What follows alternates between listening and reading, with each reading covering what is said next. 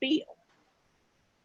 Right, Mm-hmm. right. Mm-hmm. Mm-hmm. It, And Uh, then you and have then and then to to be that careful with NASCAR, that. and then with the NASCAR point, a driver, his name was Uh, Bubba Ray Johnson. Cicerelli. No, his name Oh, was the Yeah. other Ray one. Bubba Okay. Wallace. Cicerelli.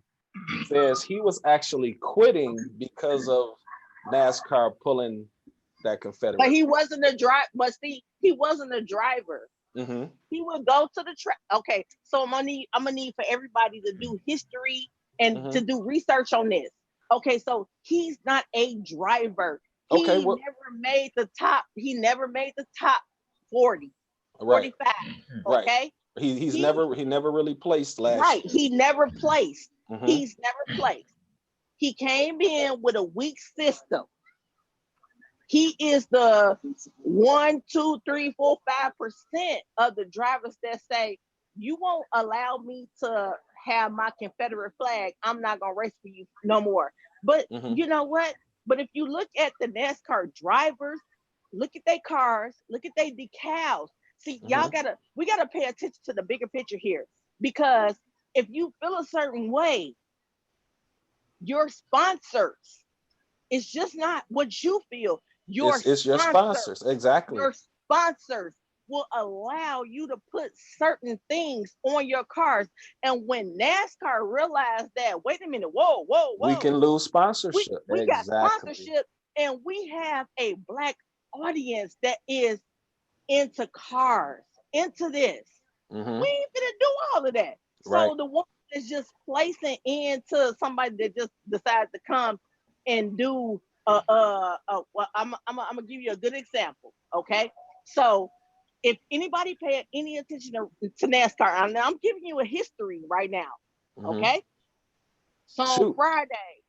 Fridays you have qualifying. Mm-hmm. You have the petty ones that you got qualifying for the Sunday race. Okay, Mm-hmm. because I didn't been there for a weekend. Okay, so now you got qualifying for the race on Sundays, and then you had the little mini races of these people that say that's in the 1 or 2%. You know what? I'm gonna put this decal on here, yada yada yada, boom boom boom. Mm-hmm. Saturday they'll have let's say it's rain down on Friday. Saturday I have another little. They'll have the not the NASCAR, but the junior NASCAR because I can't even think of the right name to put it in right now. Would it be the But preliminaries? no. Saturdays is the one the folks that can't make the NASCAR race. Okay. Okay. So they're Okay, kind of like the so second they tier drivers. yeah they the Okay. second tier. Okay. Okay, so then okay footage. I have footage. I have pictures from pit row, and I'll share them with Don. I'll share them all with Don.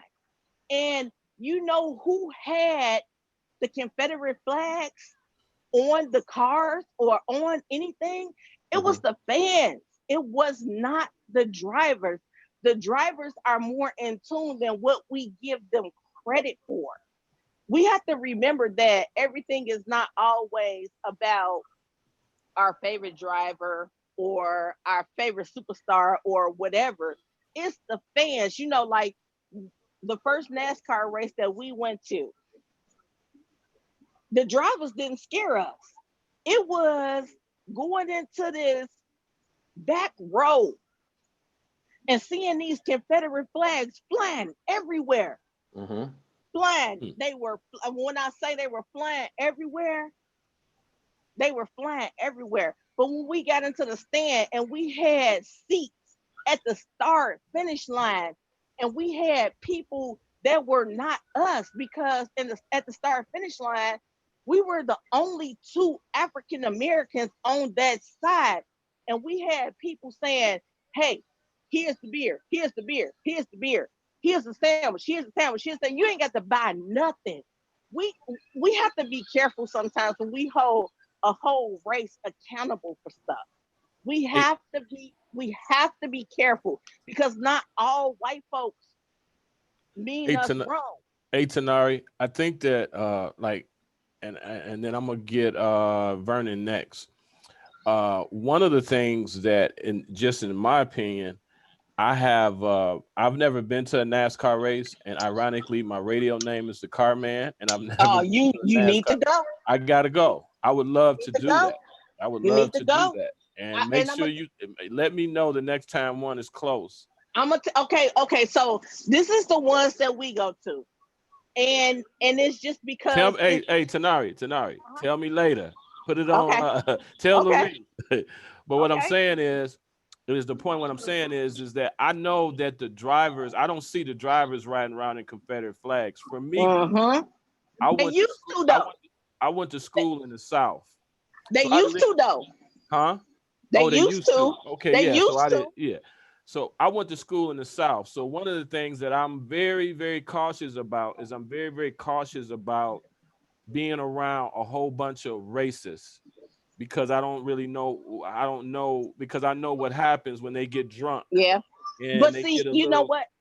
And the sad part about it was, and being at several races and not being sober, and I'm only speaking from my truth. I'm not speaking from everybody else's truth because I said if I got to be here and I got to be here around all of these cracker killers, I mean not the cracker killers, but you know the ones that hate us so much, they really don't hate us as much as we think they do.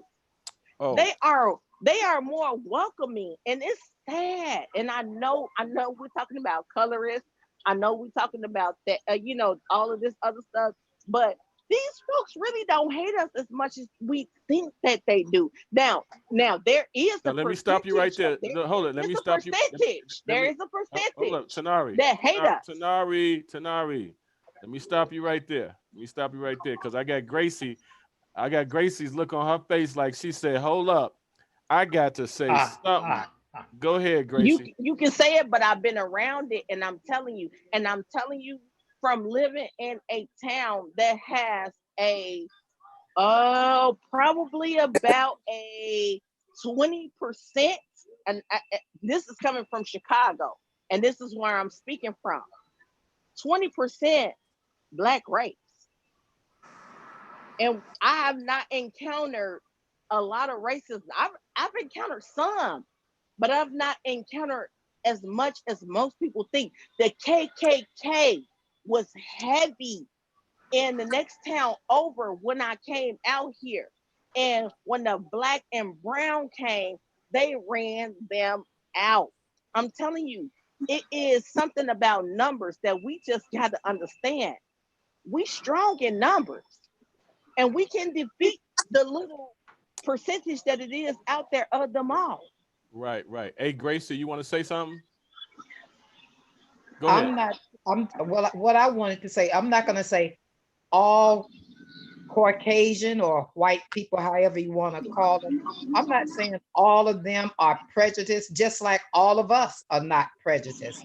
But there is a lot that are. Yeah. We don't want, I'm not going to put that stigma on every white person that I see because every white person is not a racist. But there is racism.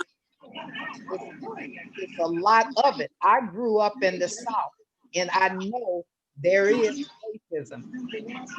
I, And you know what? And I'm not discrediting, and I Gracie, have I'm not discrediting Hold up, you. Tanari. Let her finish what she's saying. Hold up one second. Go ahead, and Gracie. I have lived it. You know, you had a fear of white folks.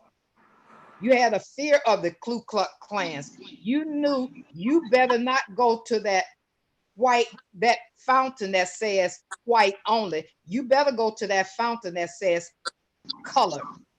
You better go to that back door where you know you were supposed to go, or you would find yourself, or someone would found you hung up in a tree. Wow. And Hey, and what I'm saying for Gracie is, what I'm saying is, me coming from the north, I did not grow up in that same type of mentality. And I understand what you're saying because I've been to the South more than once. And I get that. And I get how they look at you when you come in somewhere. Ask the black truckers. See, we need black truckers out here right now. We need the black truck drivers that drive through the South all the time to say what it is to this day that they still encounter. I've been called a nigga. I've been called a nigga bitch. I've been called some of everything under the sun, but it wasn't by the majority. It wasn't by the majority. We have to remember, it's not Can I always say something? Yeah, go ahead, Natalie. ahead. Go ahead, Tanari. Let Natalie talk. Go ahead, Natalie. Okay, I come from around Saginaw and Midland area. I'm only 40 years old. I grew up being called the N-word, the teachers reading books where the roll of thunder, hear my cry, run nigger, nigger, run nigger, nigger, and the whole class look at me for my reaction. I'm the only black person in the class.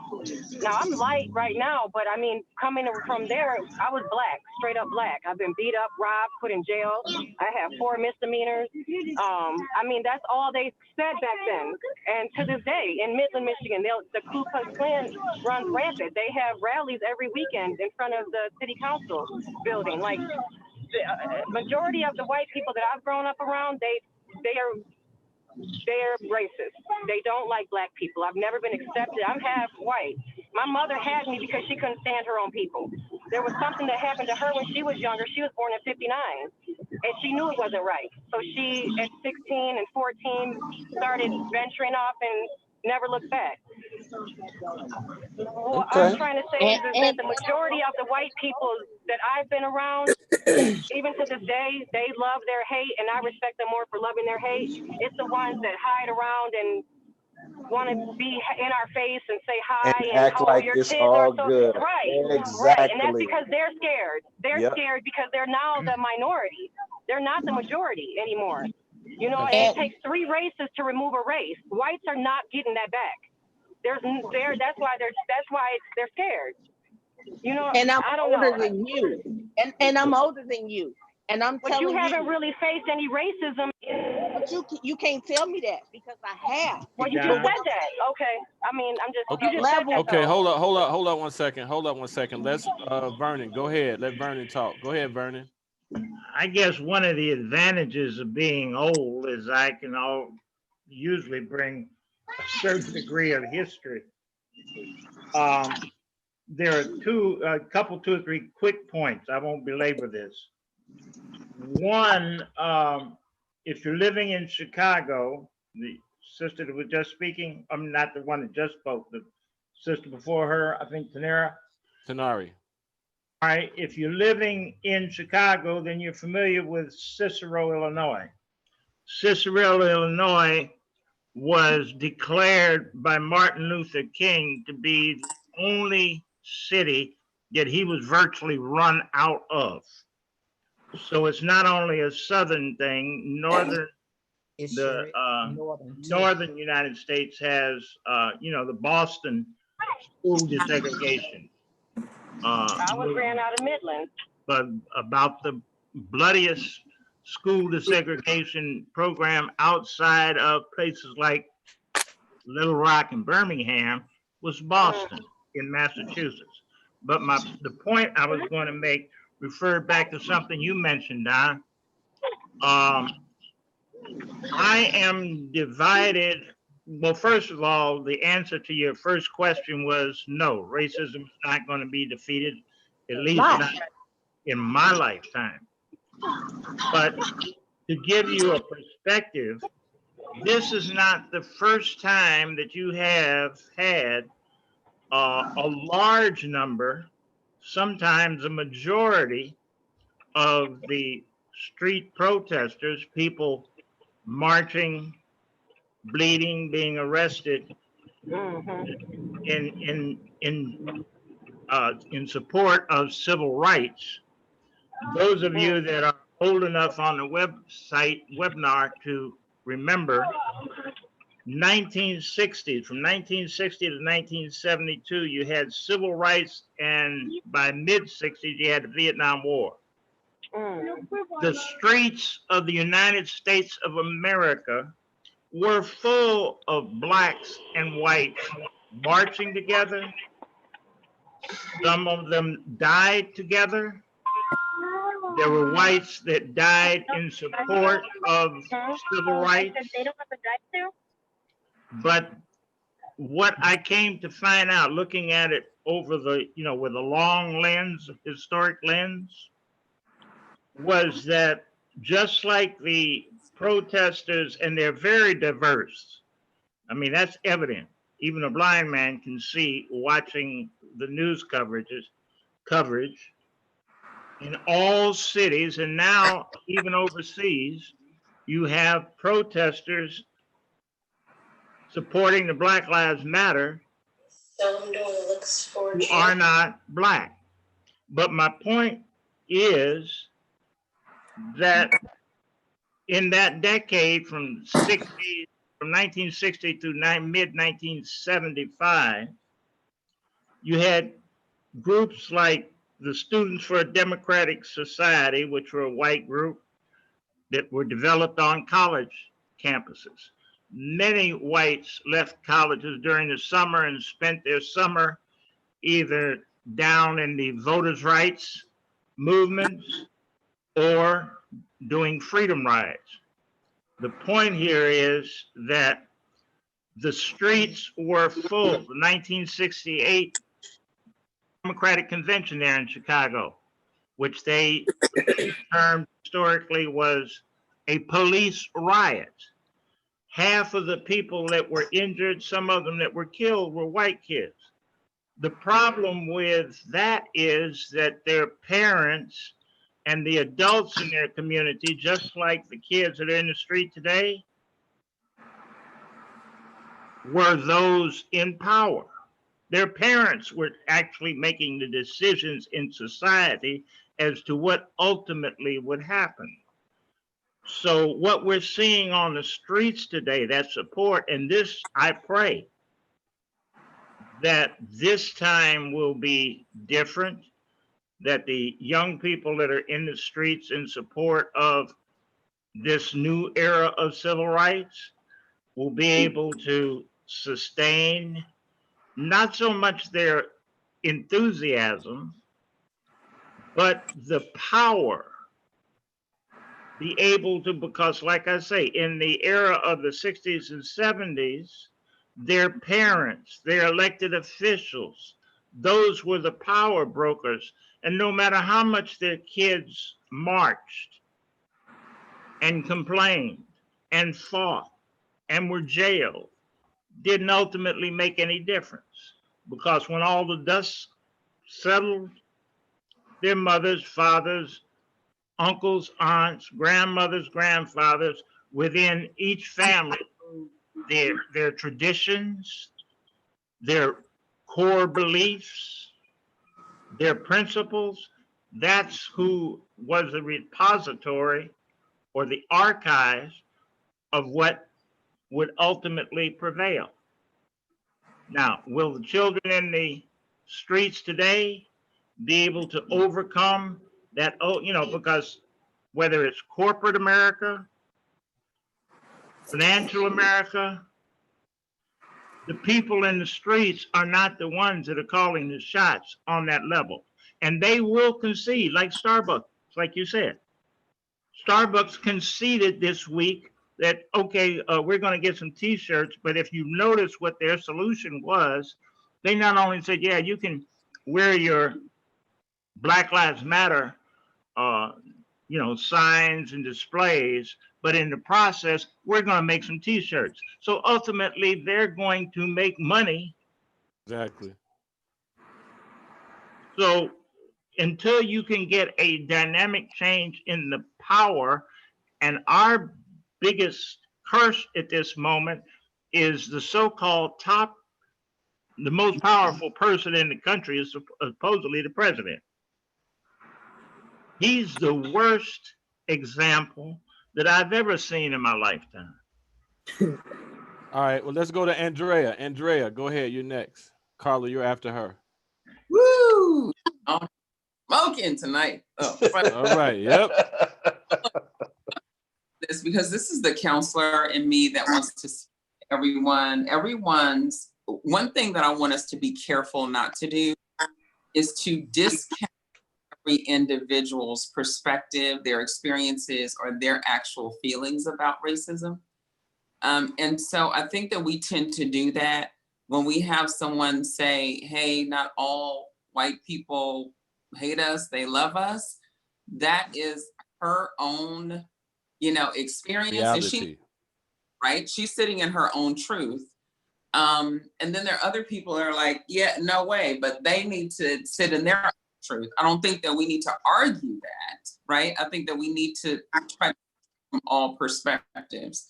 That's number one. Number two is that I have some young adults in my hearing that are jumping up and down going, how can that be said that, white people love us when they just found a young Black man hanged in the Antelope Valley in Southern California in Palmdale. And then also when we've seen footage, of a well into her 70s white woman living in Southern California in Torrance that used to be predominantly white, horse or cattle town. And now there's, a heavy population of Asians there, and she's been physically attacking, Asian women. So we have to keep these things in mind, right? Just because it's not my reality doesn't mean that it's not somebody's reality. So I want us to stay on that path. I think the other thing that I want to talk about is when we talk about Confederate flags, I can honestly say that I had never seen a Confederate flag until I was in Georgia back in 2006 visiting during Independence Day. First time I ever saw one flown live physically. And then I didn't see it again until I came back to Texas and went to Galveston. And on Galveston Beach, there were Confederate flags flying everywhere. We need to understand that racism looks different everywhere we are. So just because it's not overt doesn't mean that it's not in place. That means that if they're keeping you from being promoted, if you didn't get the job, if you didn't get the loan, these are all, measures of racism. It can be corporate racism, or it can be overt, where running you out of town. Racism is racism. That's not going to go away, because ultimately, one of the things that I know for sure, this is my own personal experience, that when I talk about the things that I've worked hard for, as being classified as Black in America, I've worked really hard. I've been working since I was 8 years old, right? If I say that I have this or I have that, and it is along the level of, middle class, upper middle class Americans across the board, that is frustrating for whites that have been running on that same, treadmill, and they haven't been able to attain the same thing. There's natural jealousy, but there's racist jealousy. Like, how can you get this and I'm still struggling to have that, right? So that's always going to be the case. That is always going to be the case. And that's so deeply embedded and ingrained that that has to be undone, not only for our oppressor, but for us. We still got to unlearn a lot of the bad habits, a lot of the things that have been just embedded in our heads about you can't, you won't, this is not for you, all of those things. We're still trying to overcome those things. So I want us to keep that in mind as well. All right, Carla, you're next. I just wanted to kind of piggyback on what Andrea was saying, is that I work in corporate America and I work in financial services on Chicago Street. And there's a different kind of racism that I see every day when I saw every day when I was working from the office. But it is the kind of racism that keeps you, they don't want you to have a seat at the table. Your credentials have to be better than theirs for them to even respect anything that you have to say. In terms of promotions, I have been looked over many times for promotions. My management staff, they are not as credentialed as I am. And I can do their job, but they can't do mine. But they don't have to, because they have had nepotism. I'm sorry, they have had nepotism, and that nepotism just carries them through generationally. So I think that racism, it just looks different. And so just because, people are smiling in your face does not mean that they aren't having conversations behind your back. And then they get comfortable with you and feel like that you know, they can make certain comments. That's a form of racism as well. So that's all I wanted to say right now. And you know what? One of the things I think that we all have experienced, being in a room. I'll tell a quick story. I was me and my wife were at a function, and it was only 4 Black people at the function. So I was actually outside talking to a group of white guys. Now, I don't have a problem with dealing with white people in any capacity. I'm not really prejudiced at all. I'm prejudiced against people that are prejudiced against me. But outside of that, I'm cool with everybody. I work in an environment right now where I'm the only Black, and I love all the guys I work with. They like brothers to me at Collar, you know, you know, it's a little private thing. But the thing is that even though we all have friends and people that are comfortable, and Tanari is comfortable and everything, the one thing that happened to me in that environment that I was in, everybody was real cool and we were talking. And so here comes a person who actually was an extra person that came to the party. So what he did was he said, listen, you know, I was down at Wrigley Field and I got into this argument with this guy, and the guy said, you a nigger. Now he's a white dude. So he says, you a nigger, talking to another white guy called him that. So immediately it made the hair on my arms go up. I'm like, oh, he just said nigger real freely. Mm-hmm. Just so let it fly. He said it real quick. So then I sat there and, you know, played it off. And then he repeated the story again. Now, eventually they kicked him out, but kicking him out of the party and apologized to me and everything. But the thing is that the one thing, like my sister and I, we grew up in an interracial household 50 years ago. And that's the reality. It's been about 50 years, Carla, right? Yeah, about 50 years ago, we grew up, our mother and father had separated, and my father was ended up being married to a white woman. So in the 70s, we were going in places where we were kids and we saw racism in so many different ways. And then as we grew up, my father was always the only Black guy in the establishment. And we learned how, you know, there's different types of racism outside of just using the N-word. Sometimes it's just the little joke. How many times have we all been around the water cooler and somebody says a little joke? You know, I had a white guy one time at one of my jobs ask me, we were eating lunch and asked me about fried chicken. And I knew exactly what he meant. But what I've learned to do as I've gotten older, I basically try to, and I mentioned this before, is I try to say something very sarcastic and put them on the spot that if you're going to be a racist, I want you to be an outright racist, and I want you to say something and just say how you feel. And most of the time, they will buckle and not show that side of them. So we all have had, like Andrea said, we've all had different levels of racism. Like Carla said, she's called me a couple times mad because she was overlooked for a promotion that she was qualified for, but she just had the wrong uniform on. And that has happened to all of us in one sense or another. But then, you know, Tanari lives in a different part of the country and where she lives.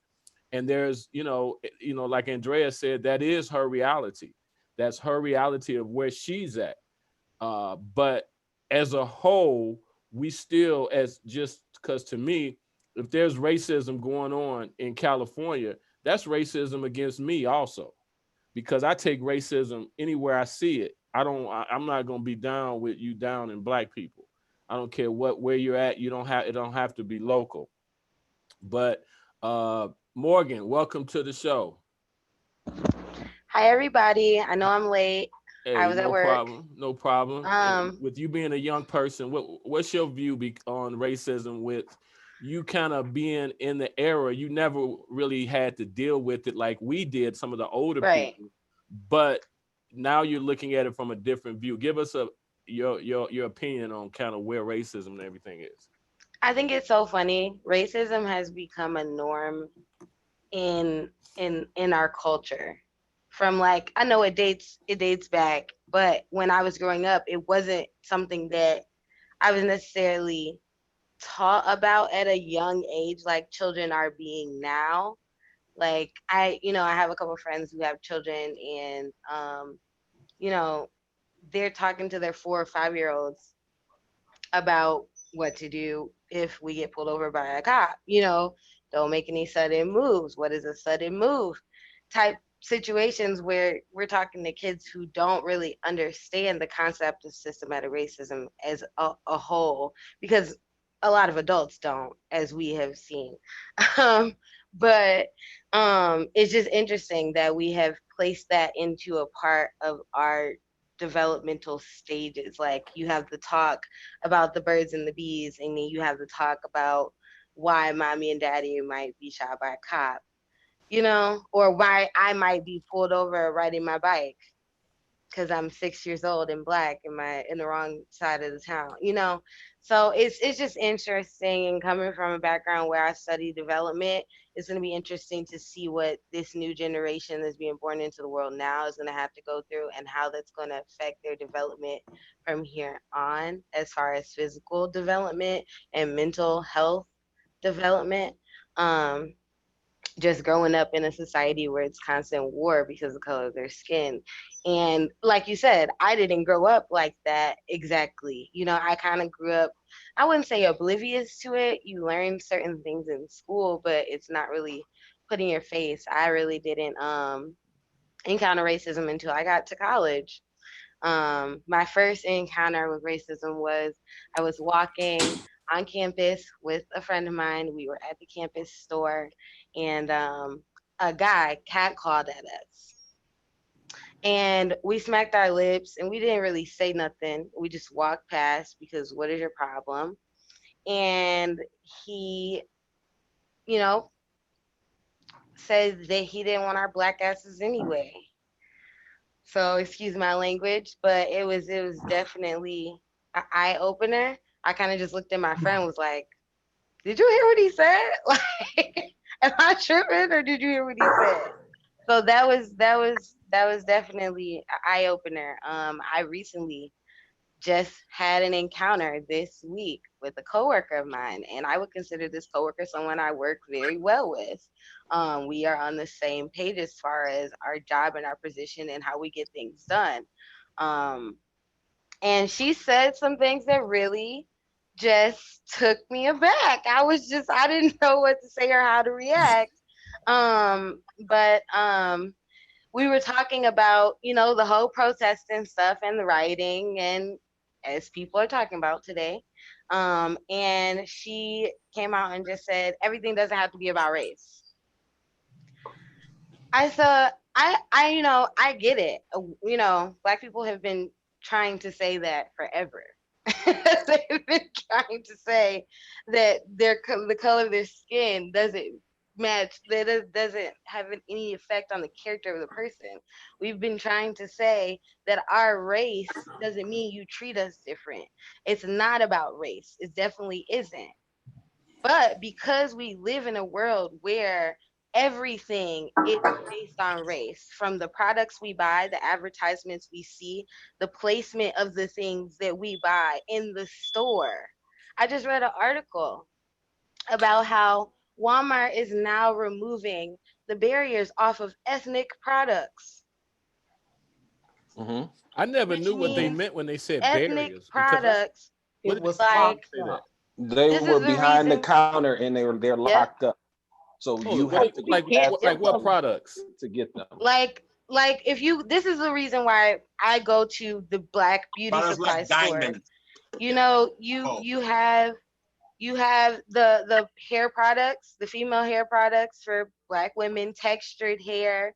I've seen all locked behind plastic, like casing, like it's in plastic casing. Then you have the Caucasian products right out on display, full on display, nice pretty aisle. We get the corner case in the back, you know? And that's something that we know as Black women. You go to the Black beauty supply store.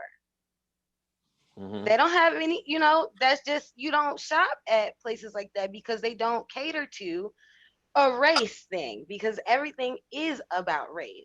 And so explaining this to her, she just wasn't getting it. And I just started to see that a lot of people are, I don't know if she was coming from a racist point of view. I think it was more that she was coming from a very purposefully ignorant point of view. People that don't care enough to pick up a book and learn about systematic racism. Right, but Morgan, let me jump in. But see, here's the thing. I don't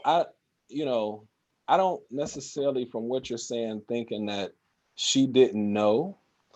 It just goes back to the privilege. Yeah, I don't need to know. No, you get what I'm saying? Because doesn't care to know. It doesn't affect her. Exactly. Right. Exactly. It doesn't affect her. And that's exactly what I said. I said it may not be important to you because it doesn't affect you. Your race does not affect you other than moving above and beyond any other race in the United States. And we're just talking about the United States. So let's not even talk about the world. Because I saw, you know, a trend. There's a trend going on Facebook where it's like, let me hear the first time you have ever had an encounter with racism. And people, there's so many stories, young people, young people, our youth. Like, I just think about my degree, like just everything that I've learned in college about development and mental health and family structure.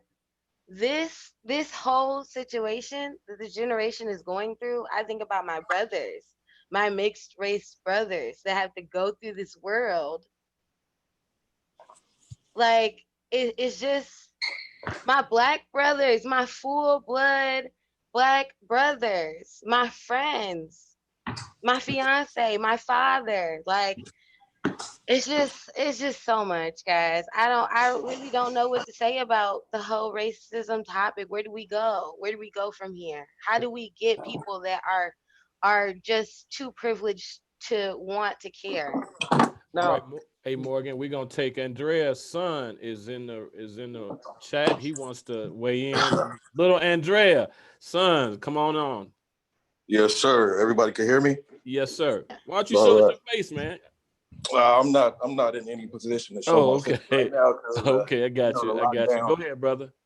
But all I wanted to say is, well, first I could give a brief background. I'm from Southern California, grew up, born and raised. So, you know, it's a melting pot. It's a lot of cultures. You know what I'm saying? There's Asian, there's little parts of the city, like little Ethiopia, you know what I'm saying? Like, even though that's African, but people separate themselves from the Black culture until, you know, it's convenient. And like the whole Black Lives Matter movement is not owned by us. And that's what people don't understand, is that racism will never, ever leave or be diminished because it's a multi-million-dollar industry. You can make millions of dollars off of one side of the room hating the other side of the room. You know what I'm saying? So it's never gonna go away. There's too much money to be made. You know what I'm saying? It's to monopolize off of. And then also, white people aren't the only ones that are racist towards us. Like I said, I grew up in Southern California, LA, Los Angeles, and there's little Asian boys, there's little Mexican, Hispanic girls running around saying, hey, what's up, nigga? You know what I'm saying? That's a term of endearment that we've coined as a term of endearment, and they have no place of using it. But when things happen to us as a culture, they're nowhere to be found. And I feel like people are gonna be mad at me for saying this, but the whole George Floyd situation happened at the perfect time, when everybody has time at home, when everybody is at home with their family, they're not working, and they have time to focus on the matter. I agree. And they have time to focus on the matter. And then everybody in the country is angry because they've been stripped away of their everyday life. They can't go outside and do yada, yada, yada. They Their couldn't, privilege. go to their job and go, chuck it up with their homies and coworkers and stuff. They have to be at home and face reality and face, the household that they built. And a lot of people can't face that. So you have a mixture of all of these people and these feelings going on at this time. It's the perfect time to go and protest. It's the perfect time to go and loot and break stores up and burn shit down, excuse my language. You know what I'm saying? Like that, it's the perfect time. You know what I mean? So what I want everybody to understand is that racism will always continue. Systemic racism and blatant racism. And systemic racism, like I said, is a multi-million-dollar industry. People are making millions of dollars off of this. Even now, you see all of these cultures coming out with billboards and all of these ads running, subliminal messaging, saying, hey, we support the Black Lives Matter movement. We support, we stand for George Floyd, yada, yada, yada. You know what I'm saying? And they're making money off of that. Every time they run an ad, they're making millions of dollars. And they feel like they can trick us by saying Black Lives Matter. But Black Lives Matter we don't own Black Lives Matter. So you got I agree. all of these hashtags on Twitter and Instagram, Facebook, Black Lives Matter. Every time somebody says it, they're getting a residual income off of that term. So that's what I'm trying to tell people, is that we need to know the truth and move on the truth. And we need to make sure that we know what's going on, because we've been, bamboozled, hoodwinked, whatever you want to say, for decades, for centuries, for years. And I want my Black people to understand that you need to know your history correctly. And, albeit, yeah, we have white people that are cool, whatever, but white people they have racism embedded in their DNA. And when you're cool with a white person, it's all good, right? But when you start to become an opposition and a threat, then it's like, oh, this fucking nigger and all of this, you know what I'm saying? That's when it hops out. And that's the truth. And I want everybody to understand that, yeah, okay, you can, coincide and coexist with these other races, but they still look at us as, peons, as the inferior race. And that's what I just want my people to understand, is that we need each other. You know what I'm saying? Well that's spoken, what I'm brother. saying. Well spoken. Very Proud well mama. I see spoken. proud mama over there. Look, Don, where is Antoine tonight? See, Right. They would have been good, right? Going back and that would have been good. But hey, yeah, that was well spoken. Tell him well spoken, young man. So we got Vernon is gonna be the last one to talk about this, and then we're gonna go on. Go ahead. What you gonna say, Clarence? No, I wanted to know, were you able to do the cue for the... Yeah, let me see. I'm gonna show you all the video first. I'm gonna see if I can do it right. Let's see. So this video that you guys are going to watch, I don't know, some of you may have already seen it. Yep, that's the one. So this is the reason Listen. why I feel... Can they hear it? Can they hear it? Are you guys able to hear this? No. Can't hear it. Hold up. Let me... No, we can't hear it. Can you hear it now? No. No. Okay. Okay. Yeah, we ain't gonna We can, go ahead. Clarence, just go ahead and explain to them what's going on, because they can't hear it. I was gonna say switch it over to mine. Well, pretty much me telling you guys. You have to select computer audio. Oh, is that what you it have is? to select computer audio in the settings. Thank you. Thank all you. right, let me do that. Yeah, because I really go don't ahead, wanna, Clarence. Go ahead and talk. I mean, I can go ahead and tell you guys what it's about, but I'd rather for you guys to hear it for yourself. It's kind of the reason why I feel kind of way I feel about the whole racism will never end. Now, this young lady is pretty much pleading with her parents. She's pleading with her parents of why we are all equal. And if you hear her parents in the background, they don't want to have any parts of that. Now, this is the parent embedding what we call the privilege into the next generation to move forward. that's how it works. But they're not hurting. So that is my reason why I don't feel, you know. Okay. Go ahead, Thank you. Vernon, and then we're gonna go. I got another subject. Vernon, go ahead. Couple things I wanted to mention. That's why I mentioned what Clarence just spoke about. That's why I took you back when I spoke earlier about the 1960s and 70s.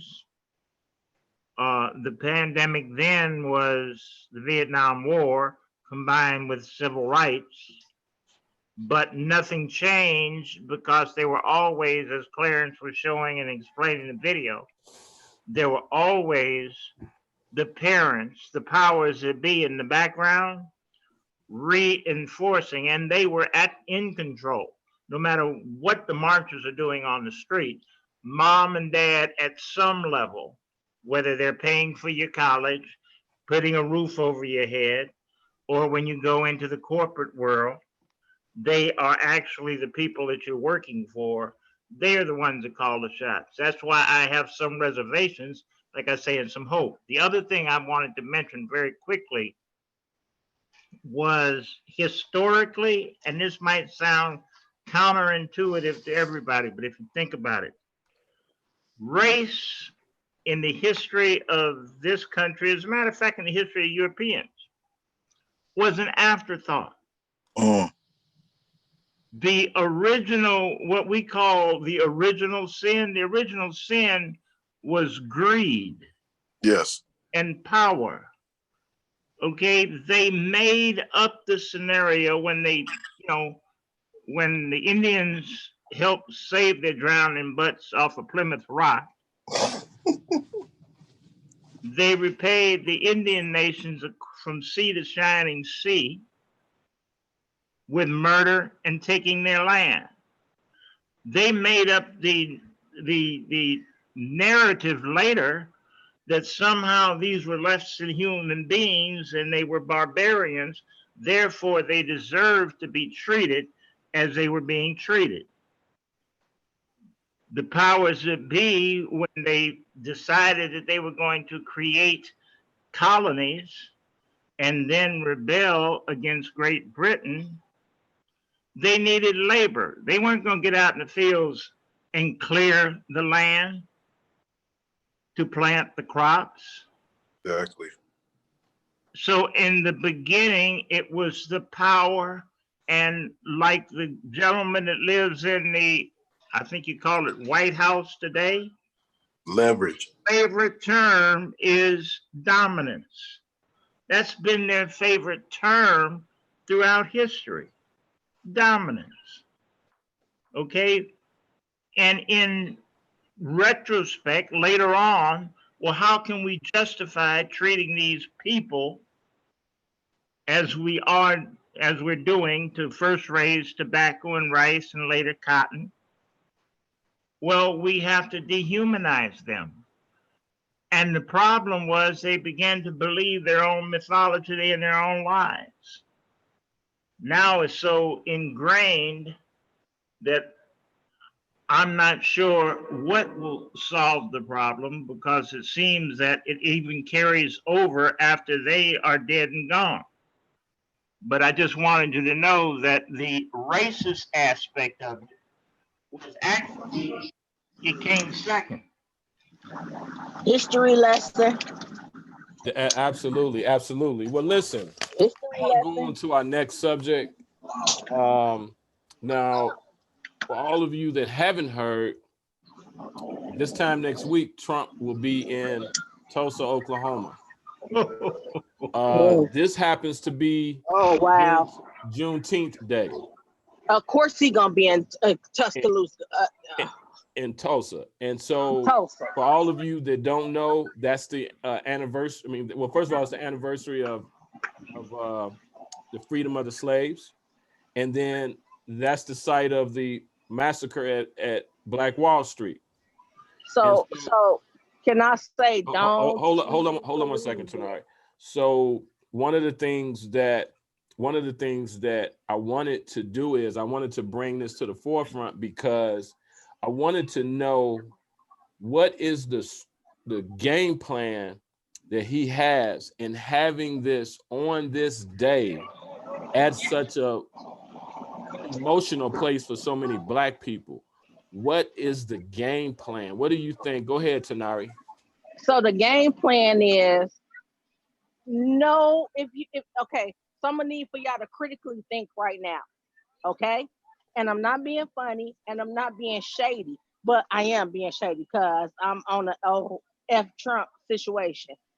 Over the last month since George Floyd passed, or it's not even been a month, but we've not had one Republican come out and support a Trump.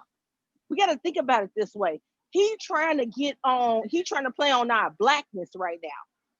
We have to understand what's going on right now. He trying to play on, if I go to here and this time, then the Black folks gonna be for me. Man, please get out of here with that. Get out of here. We not going for that. Well, most of us critically thinking woke Black folks are not going for that.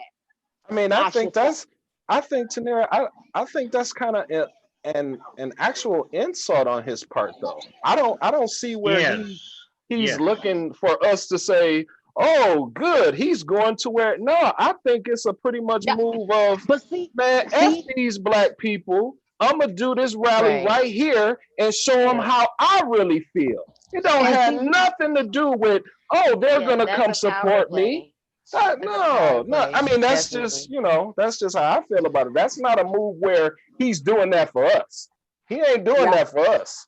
We got to think about it differently. I think that what's happening is he's for all of you that know the man behind the man is Stephen Miller. For all of you that don't know who that is. That's the man behind the man. And so what has happened is, I honestly don't think that the man in the house, I'm not gonna mention his name, I don't honestly think that he has the smarts enough to actually put something like that together. He's being led by someone who's pulling his strings and telling him because right now, if you notice, he's starting to lose a lot of support because of everything that's going on. The world is in chaos, and that means problems for all the major corporations. So a lot of people are just saying, hold up, he's too unhinged to be president. And so that's like when Tanari, you talked about how many the Republicans are not supporting him. Everybody is kind of sitting back saying, man, this dude is kind of losing it. And so everybody's kind of staying away. So going to Tulsa, I think more is a move to gain support from his base like that. So that's the underhanded situation. It has nothing to do with Black people. It has everything to do with the people that the only people right now in the state that we are in that would enjoy him going and throwing it in our face. Exactly. Better hear the truth. Support him. Yep. That's the game plan that he has. Go ahead, Carla. I was just gonna say what you just said. Go ahead, Charlie.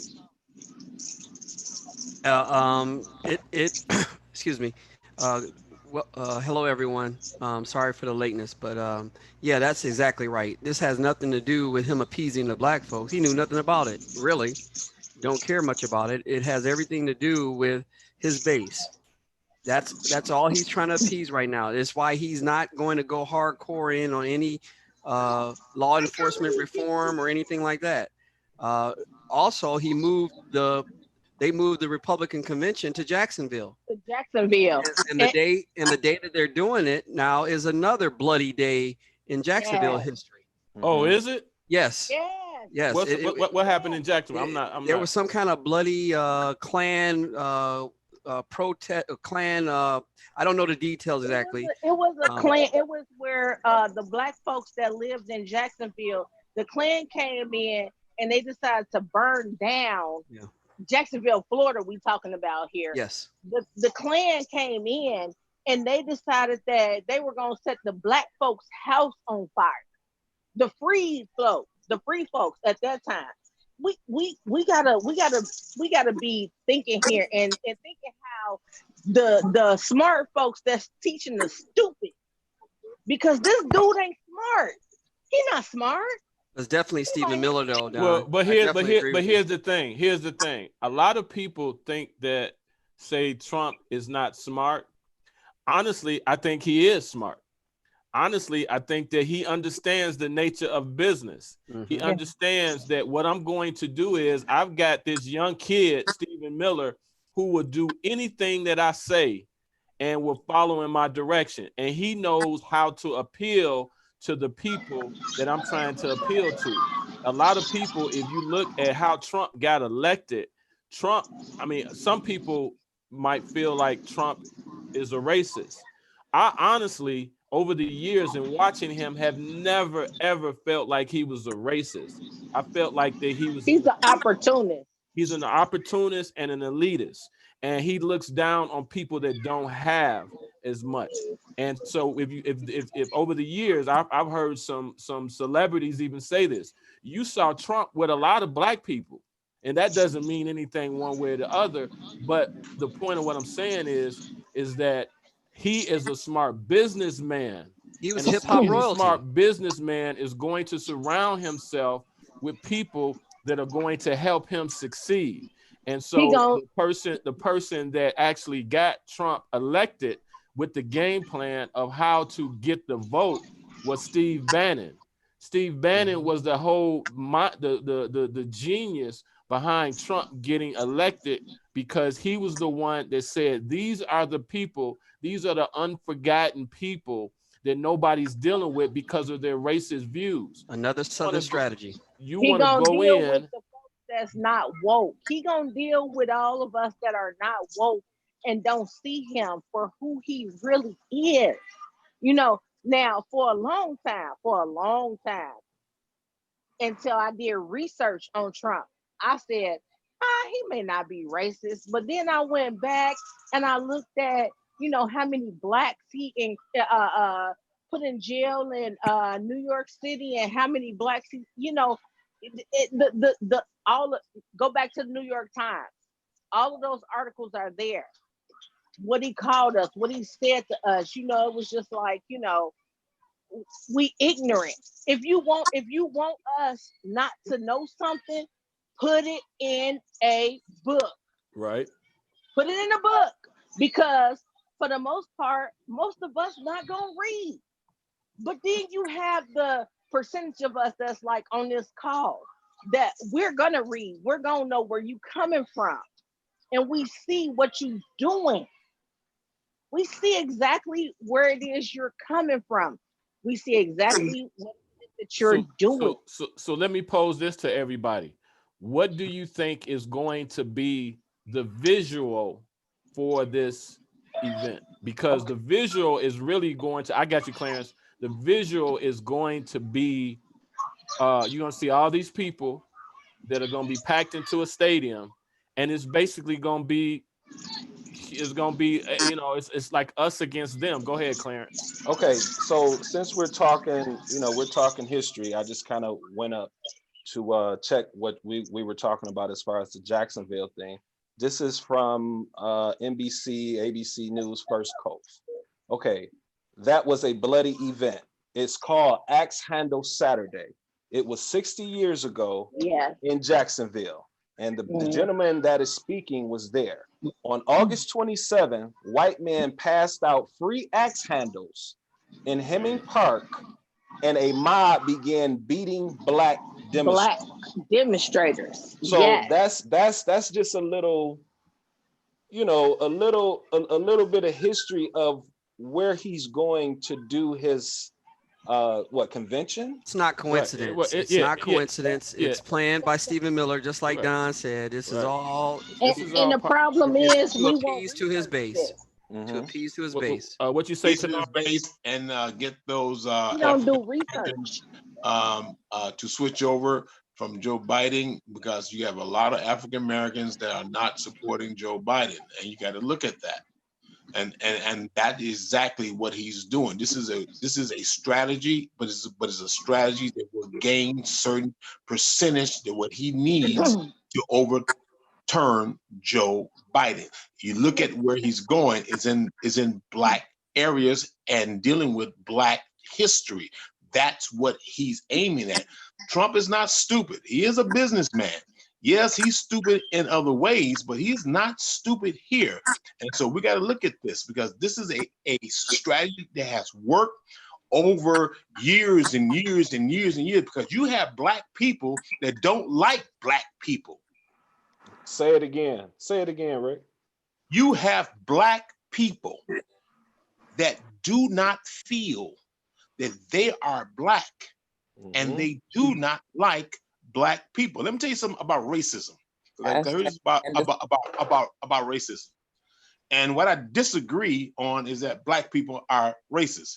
When you look at the history, racism is about controlling economics. Thank you. Black people don't control economics. Black people can't, black man, let's get it right. Black man can't be racist because he's never controlled economics. And racism is about economics, but it trickled down to the ignorance of white, which is not a race, but it trickles down to that has been used kind of like a street terminology that has been used in terms, I don't like you because you're black. Because the first word of what we call nigger was them, that the ancestors called them. So this is where that's why you got to know your history so you can be free.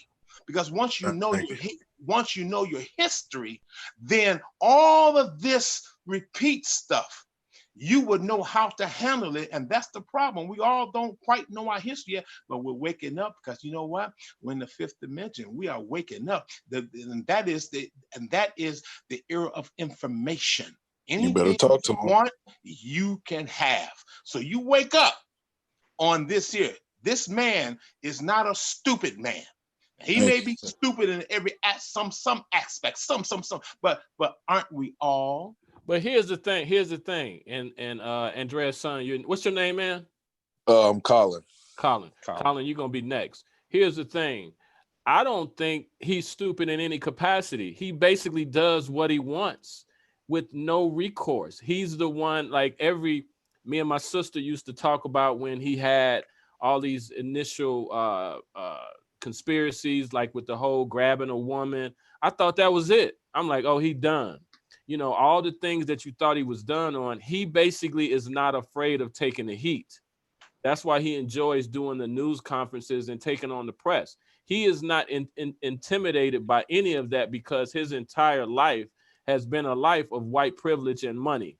And so white privilege and money basically says, I don't follow the rules, I make the rules.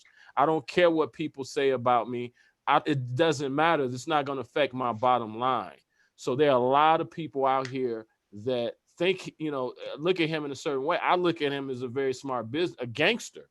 That's what the moves that he's making are gangster moves. He's saying things and doing things that you see in the movie The Godfather. We're going to do this. He's making gangster moves.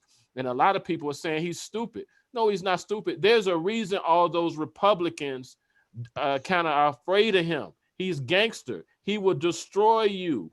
It's been proven. If he wants to take you, if you're running for re-election and you're not behind him, he goes on the attack very, very quickly. And the worst thing that you don't want to have is you don't want to get on his bad side. And that's why the Republicans are scared to death. He dogged what's his name? Rubio's wife.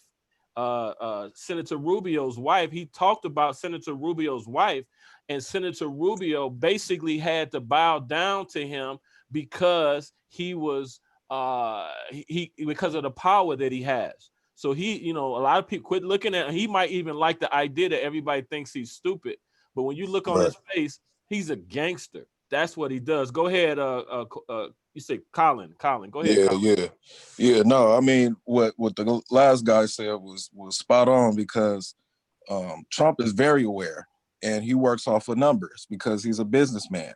So he built the projects in, I believe it was Brooklyn back in the days, like in the 80s or something like that.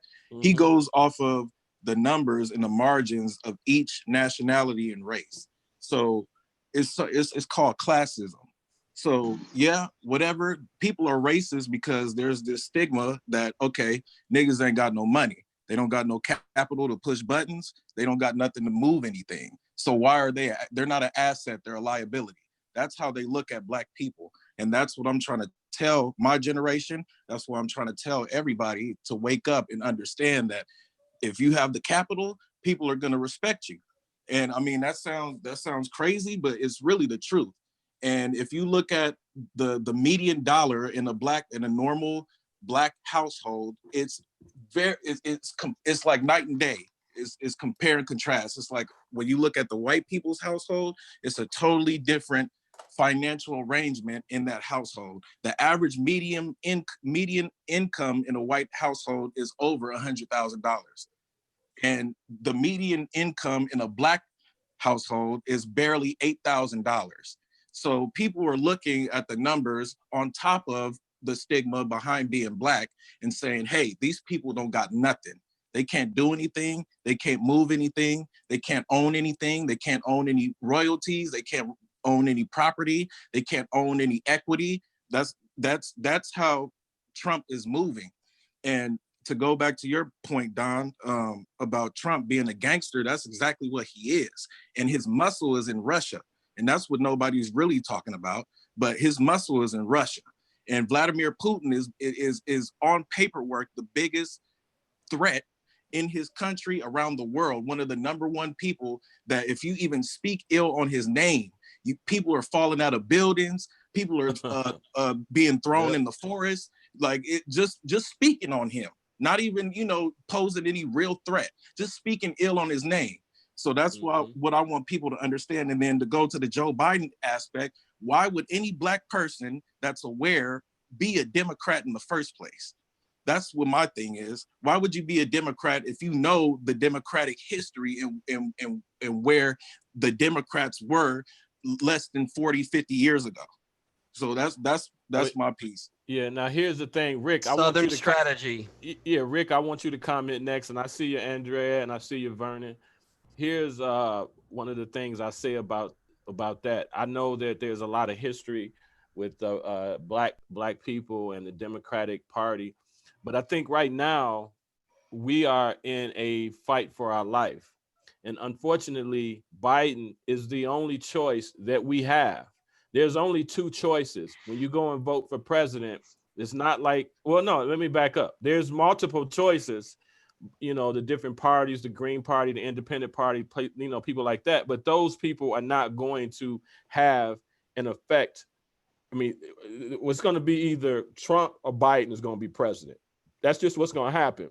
So realistically speaking, even though I may not agree with everything what Joe Biden has to say, he is the better of 2 evils. And the unfortunate thing is that's where we as Black people, because our rights, just our everyday rights, are being threatened. And we have got to make sure that we got somebody in the house that wants to help us. And the reality of it is right now, that's Biden. Go ahead, Rick. I seen you kind of had some emotional responses. Just keep in mind. Hey, and can you turn? You got two. Yeah, screens I know. going. I got 2 of them going. You got 2 screens, and we can't even see your face. Off. We got 2 screens, and we can't even see your face. What's going on with that? Okay, here's one. There we go. Right there. There we go. You have 2 factions fighting. Okay, and that's what it's all about. Power. Power is what they're fighting about. And I mean no disrespect to anyone that's part of it. If you're Black, you're in it, but you don't really know all the history of it. And I'm speaking in terms of Masonry. And you need to understand that that's what he is. And that's what's backed him up against the other faction, and along with Russia just as well. Now, I'm gonna end it with that because I'm not gonna go into that. But let me just say this, that brother is absolutely correct for what he's telling you. This is a good strategy from what he is using. And you're gonna have people, because this is going to be a overlapping one, because they believe that over time, as this go on, it would change the minds. And this is what these politicians believe, that they have the silver tongue to change the minds of people. the stimulus package and everything else that's going to be given. And watch, all of a sudden, he's going to start leaning a little bit towards certain things that are of deep interest to Black America. You're right, and I agree with you. I don't think he's a racist person, that's a person that hate Black. You know, Trump is all about the 1%. And that's what he care about, is the 1%. And that's it. For us to be able to overturn, and then one more thing too, because we say this every week, and we got to keep saying it every week.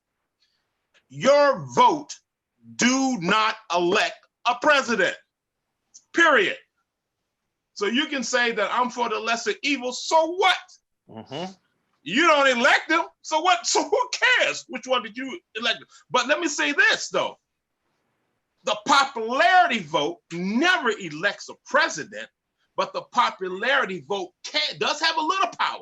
It can persuade the electoral college vote, exactly, some of them, to go in that direction based off certain things that could unravel the power structure. So your vote do have a little power. But your vote don't elect that president.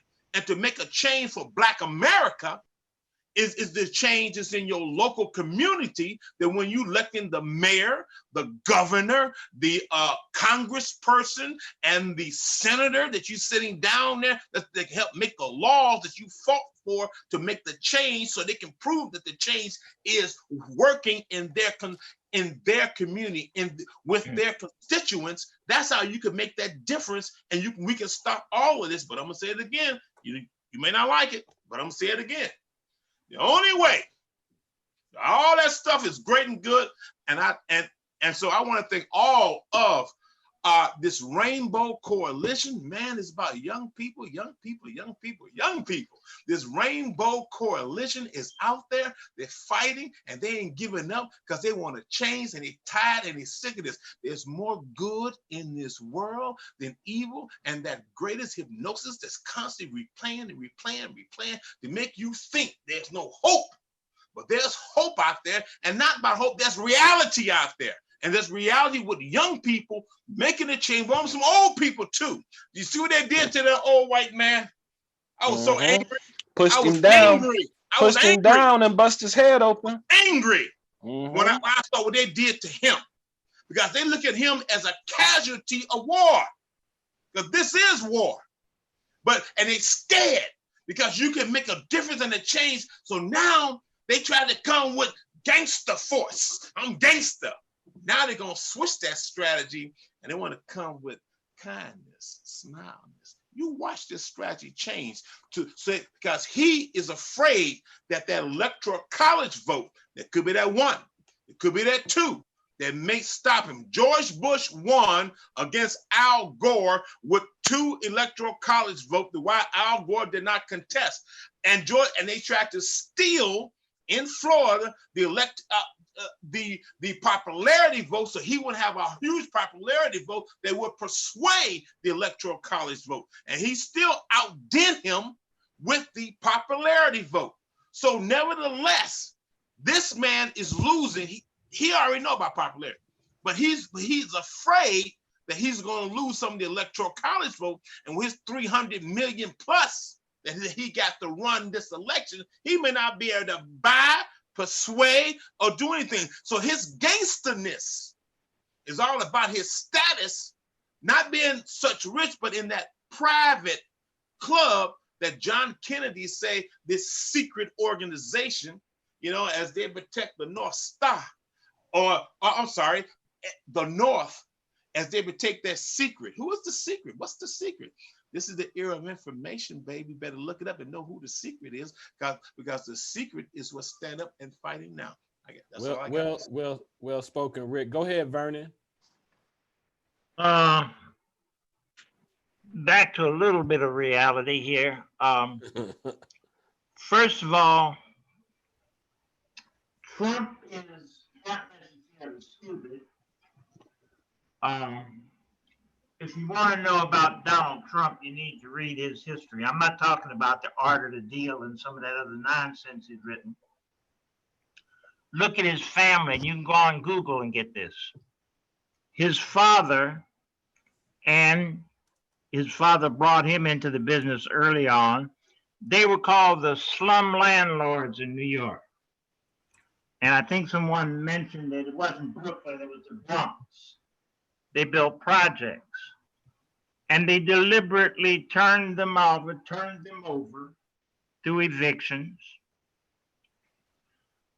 Trump was sent to a private school up in Yonkers, New York, and he stayed there as long as his father would allow him. It's the first time they had a black student, and this was a private, one of those private schools. Hey, Vernon, you got to talk into your mic a little bit. Is this better? Yeah, that's a lot better. Okay. His father withdrew him from the school. My point is that Donald Trump learned his racism at his father's feet. He has been a businessman, and everybody, it almost seems like they admire him. They're in admiration of the fact that he is a businessman. But if you look at his business record, Trump University, Trump Towers, Taj Mahal, every single business he's ever erected, built, went bankrupt. Okay? Now, just like the country. Don mentioned something early on, the name Steve Bannon and Steve Miller. Steve Bannon has been credited with the creation in the media and throughout the publishing and media world, the internet world, what's called the alt-right. Talk back into the mic. Steve Bannon has been credited with what was created on the internet called the alt-right. Right. Steve Bannon was the brains basically behind the Trump candidacy and the early days of the Trump presidency. Trump, when it has suited his purposes, for example, like Kanye West jumping all up and down on the desk and went to Trump Tower to see him when he was still a candidate, people like that, he will embrace them under the circumstances or with the conditions that they are beneficial to him. Fast forward to Juneteenth coming up next Friday, I believe it is, in Tulsa, Oklahoma. Even if Donald Trump didn't personally know the history of Tulsa, Oklahoma and what Juneteenth meant, believe me, his advisors, both within the White House and within the nation, his supporters, the people that are behind the scenes pulling the strings on the puppet, have completely informed him. He knows about the massacre on Black Wall Street in 1921 in Tulsa, Oklahoma, in June. He knows about Juneteenth. He knows that was the actual date when Abraham Lincoln issued the Emancipation Proclamation, didn't take effect until the following January. He knows that history because it's been given to him. And there are blacks who tend to, I guess, harbor at least the hope that, well, the man is a businessman and he'll, it's something going on behind the scenes. And there is. That man, every time he's had something to say in these last few weeks, when they loot, we shoot. Dominate the street. He just yesterday talked about invading Seattle. Okay, the man is depending upon, and one of the things that was mentioned, and this is my last point, yesterday, and I've been saying this for months before the George Floyd situation, that I think we're headed toward a second civil war in this country. And it was mentioned by one of the commentators on CNN and MSNBC just yesterday. They said the electoral college, the popular vote, that's not going to be the issue, because no matter what the conclusion is, what are you going to do when Donald Trump refuses to leave the White House, claiming that through vote by mail, there was tremendous fraud? Talk back into the mic. Talk back into the mic. And refuses to leave the White House. Now, people say, well, he just has 30% of the popular vote. 30% of 300 million people or 100 million people, man. The Confederacy, when they jumped on the Union, when they fired on Fort Sumter to begin the Civil War, their numbers were less than 10% of the total population of the United States of America. So it's not the number of people you have, it's their dedication to whatever perverse philosophy or principle. And right now, I believe the people behind the scenes, behind Donald Trump, are the people that are guiding him. Absolutely. Absolutely. We got Andrea. Andrea, you next. Hey, so we got, I mean, y'all did it tonight. You got the preachers and the professors and stuff. And recordings and everything. So I can make a little change. No. So, you know, I think one of the things that I've continued to say is that it is really impressive to me that the Bush family has been so quiet. And I've said that for several weeks. And then yesterday I was watching a CNN interview with Colin Powell, who said emphatically that he's voting for Biden. And this is exactly what I've been saying for months and months and months. This is not about partisanship. It never really has been. These politicians are in bed together, driving their and then I think that, you know, Trump has been the type of person that's been very clever. He's like that little cousin that had to follow you around all summer and got to be in like the inner circle, just listening, not invited to the table, but just listening. And I think that he's been to enough of those, you know, functions to get exactly what he's needed on people who really shunned him and didn't welcome him in for a very long time. And so we talked about fear, you know, that these politicians fear him. And it's because, you know, Don said it, he's a gangster. Like there is no, I mean, there is no, what is it in All in Love is Fair? In this situation, like fair. Like if your wife, if you said something crazy and your wife is sick, God forbid, like he's going for the jugular. And he's shown that. And so people are really quiet because they don't know what to expect from him. It is a lesser of the two evils thing, but the other portion is that we could, you know, swing the popular vote in a totally different direction. And it is true that he could potentially lose, you know, to the electoral college vote. However, I've known for several long months that has been on the horizon for a long time, and it's a civil war. And the question is, you know, what are we preparing for? You know, because we're not talking about race, we're talking about class, you know, we're talking about the haves and the have-nots. How are you going to control your little piece of territory? What is that going to look like for you and your family? You know, how are you going to batten down the hatches and stuff on your little patch of land? What does that look like? And so, you know, I don't think that he's racist either. I think he's just playing whatever card works in his favor. Absolutely. If he want to build a wall, you know, I mean, that was the first thing he came out smoking with that. And you see that kind of died down. Oh, then well, it actually did get built around the White House, so he succeeded. He built his wall. It was just around the White House. on Black Lives at Black Lives Matter Plaza. right. So that means that all we got to do is just circle the wall like 7 times.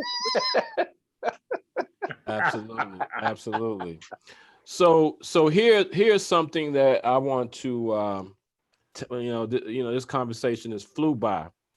One of the things that I wanted to do tonight is I wanted to talk about a little bit of, I feel like that there is a level of responsibility that we all have as Black people to solving some of the problems. I think that anytime any business owner looks at their business, what I've learned, business 101, is you always do inventory of your business.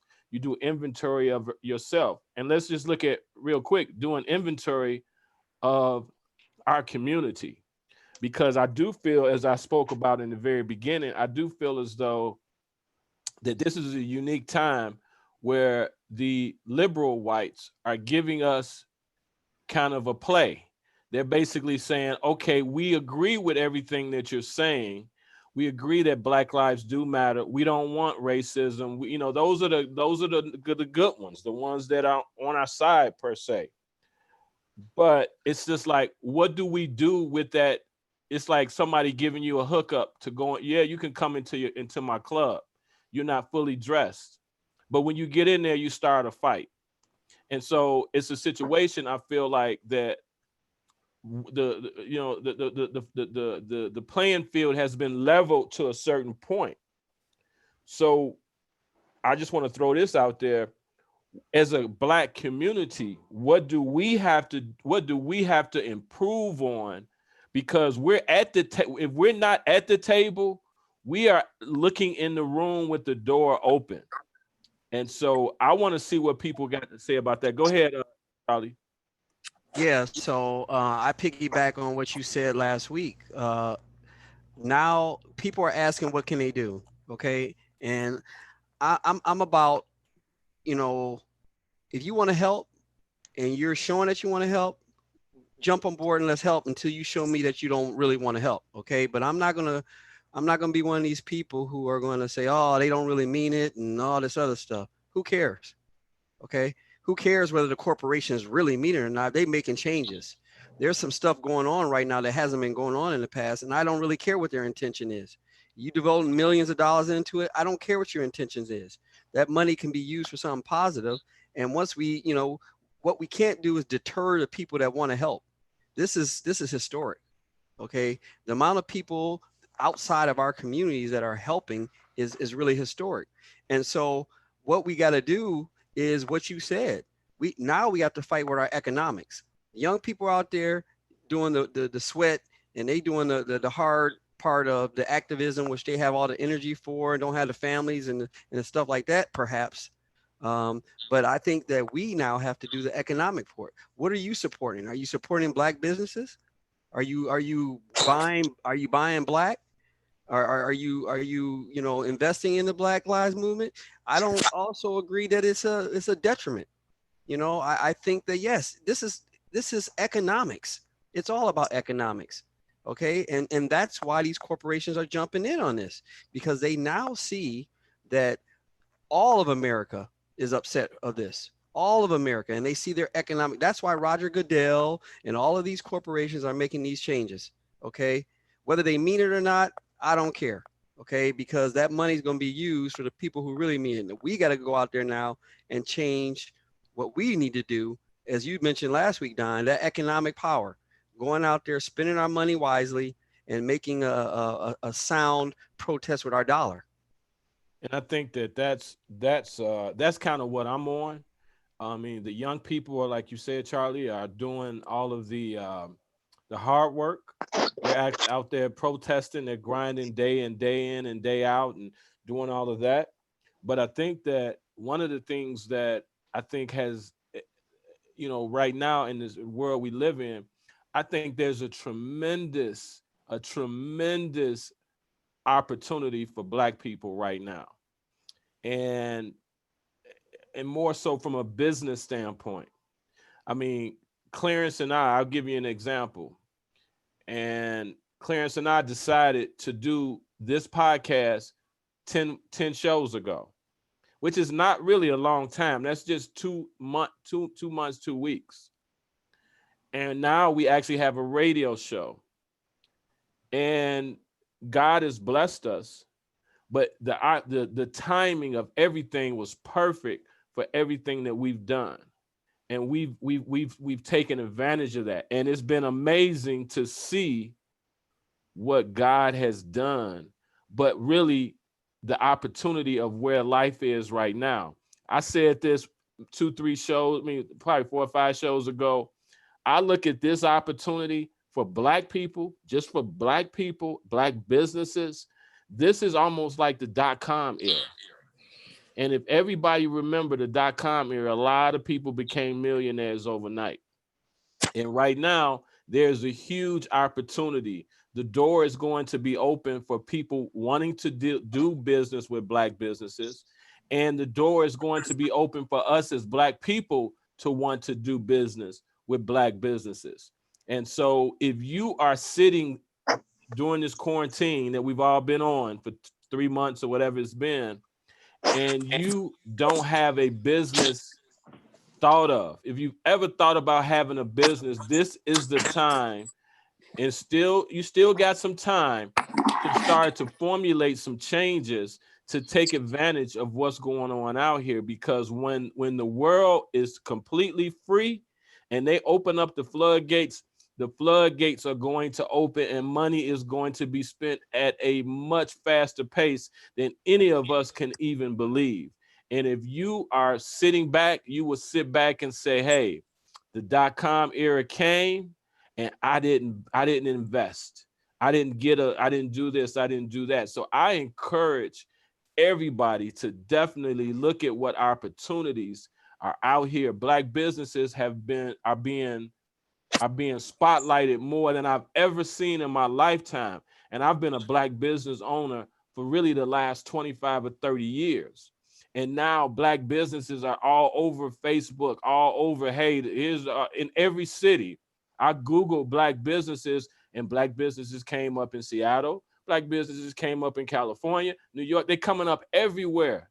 And this is the time that Black business owners have to take advantage of this, and soon to be Black business owners have to take advantage of this.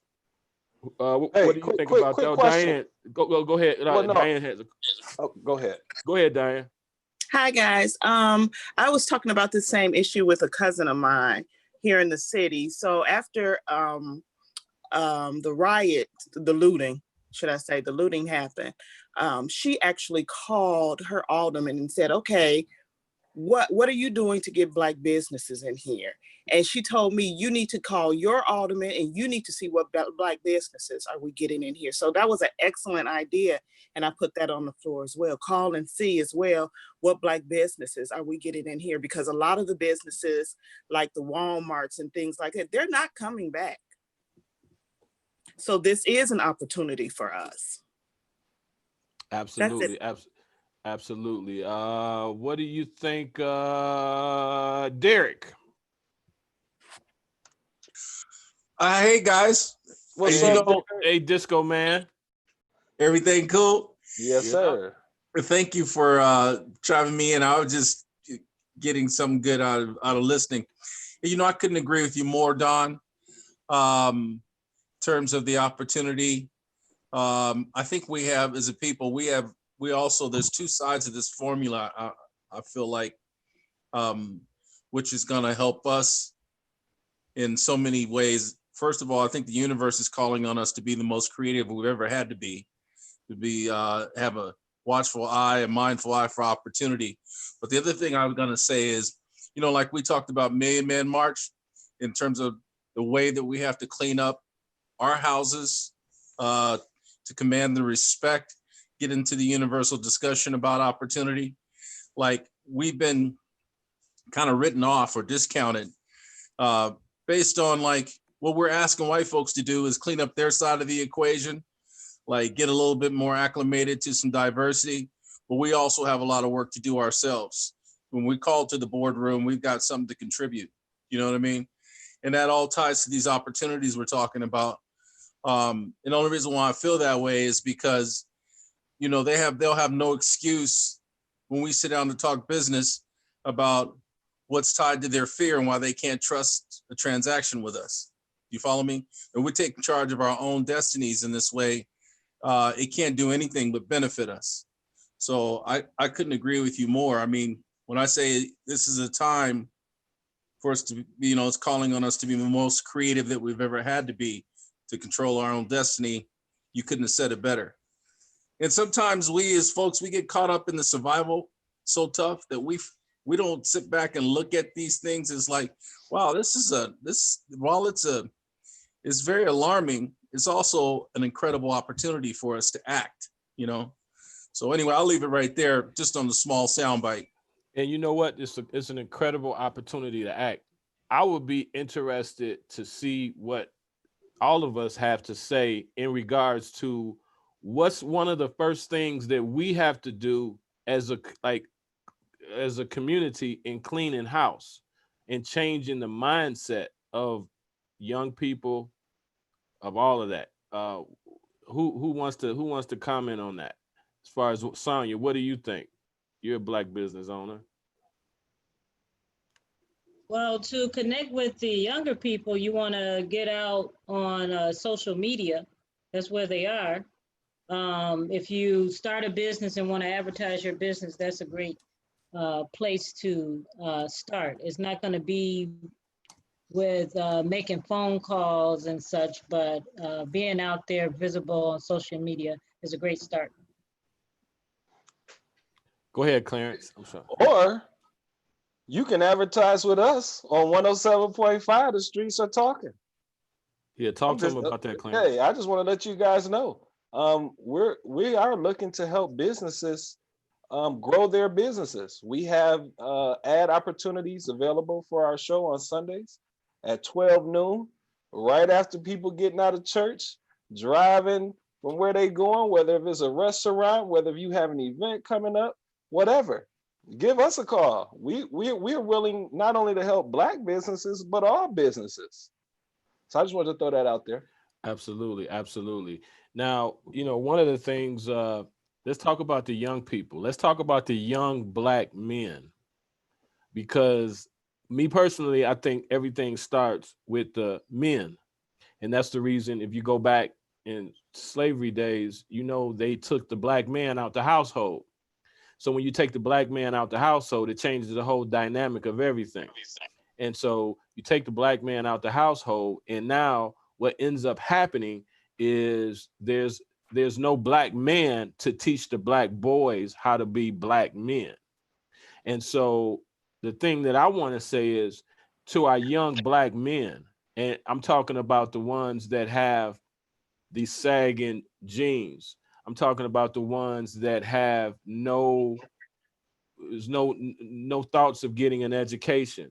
I'm talking about the ones that are just living just to live with no future and no goals. You know, what are we going to do with them? Because those are our leaders. Those are not, you know, it's not the women, it's the men. And the unfortunate thing is, with so many of, you know, a lot of them being incarcerated, or a lot of them having, you know, records where they can't function in the real world. I think the first step is getting our young Black men, you know, under 30, back into the game. Because when I was a kid, I learned how to function in the business world. And the reality of it is that a lot of our young people cannot function in the business world. And so because they can't function in the business world, they take on a certain persona and just how they move. And what happens is that, and a lot of times white America likes that, because they know they can keep them down. So that's when they have an educated brother that is knowledgeable, they're going to feel threatened by him. And so we need to, as men and women on this call, you know, we need to be able to help some of these young brothers that are out here. There's nothing that I like to see more than to see a young brother out here in a suit and a tie and going in a businessman, a young businessman. Those are the images that we don't see enough of. We see more with the pants down, with the t-shirts, no ties. Ties are gone, are long gone with young people. But when you go into the business world, Carla works in the business world. You know, a lot of times, especially when you have those meetings, most of the white guys got ties on. So if most of them have ties on and you're trying to sit at the table, you need to look like them. You need to fit into that arena. Go ahead, Derek. Yeah, and precisely, and that's what I was hinting at in my first part of my statement there, is that presentation is everything. I mean, when we come to the table with the intent of making an impact in some way, what I was talking about earlier in terms of cleaning up our own houses, these are things that we have to be mindful of if we want to have that argument or that discussion about commanding respect without actually having to say it, you know. But it comes with how we roll, right? And that's why I've always said I've always been a person of presentations, everything, you know, just in terms of our delivery, how our personas are tied to, like that pants sagging.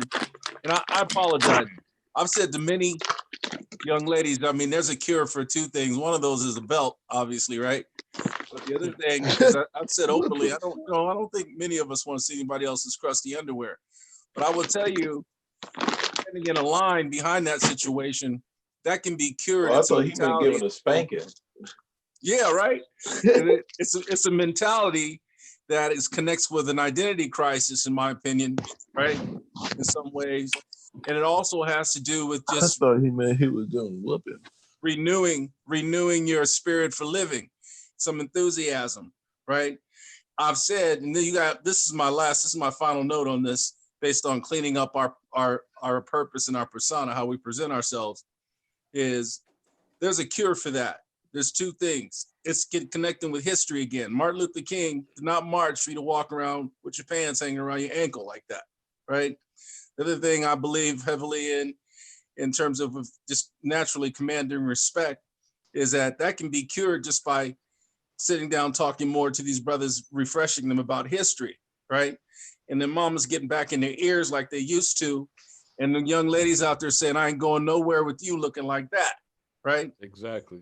So that's, you know, in terms of us cleaning it up without actually having to have that discussion, because we can do our cleanup on our side of the equation, right? We asking white folks to do their part. We also have to do our part. That's all I got. Go ahead, Andrea. I was trying to encourage Colin to get back on the line, just to give some context. So the pushback that I'm hearing from the young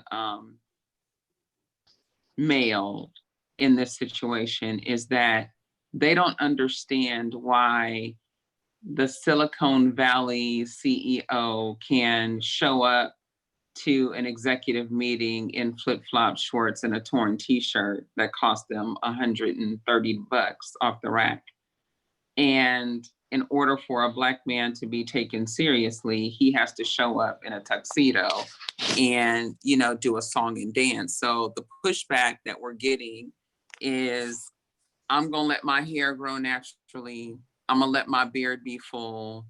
I don't feel like I need to put on a suit and tie to be welcome to the table, to share my ideas that they're gonna try to steal from me anyway.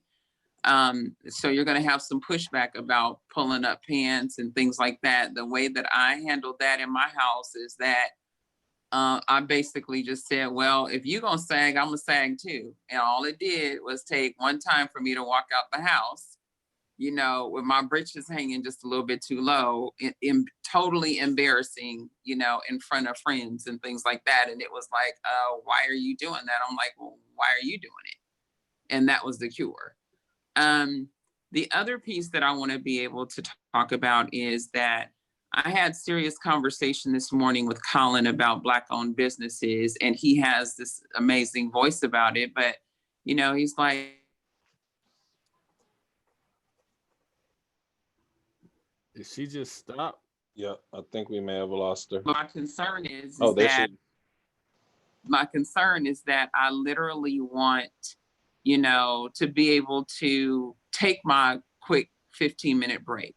You know, I want to be able to, you know, go and take my lunch break and run by that business that said that they're going to be open at 10 o'clock and know that I can run in there and get out and there's not going to be no issues, that I'm not going to waste my gas and my time, my break going over there to run and give them some business and they're not honoring the times and stuff that are posted on their doors. Or if I order something online and I get it and it's jacked up, that they're not going to honor, you know, their commitment to customer service. You know, he was like, I don't want to call a business, you know, and they're like, yeah, we got it, you know, or nah, man, we ain't got that. They haven't learned. And I said, okay, so Colin, if that's the case, why don't we develop a training program for Black businesses about customer service and how you do that?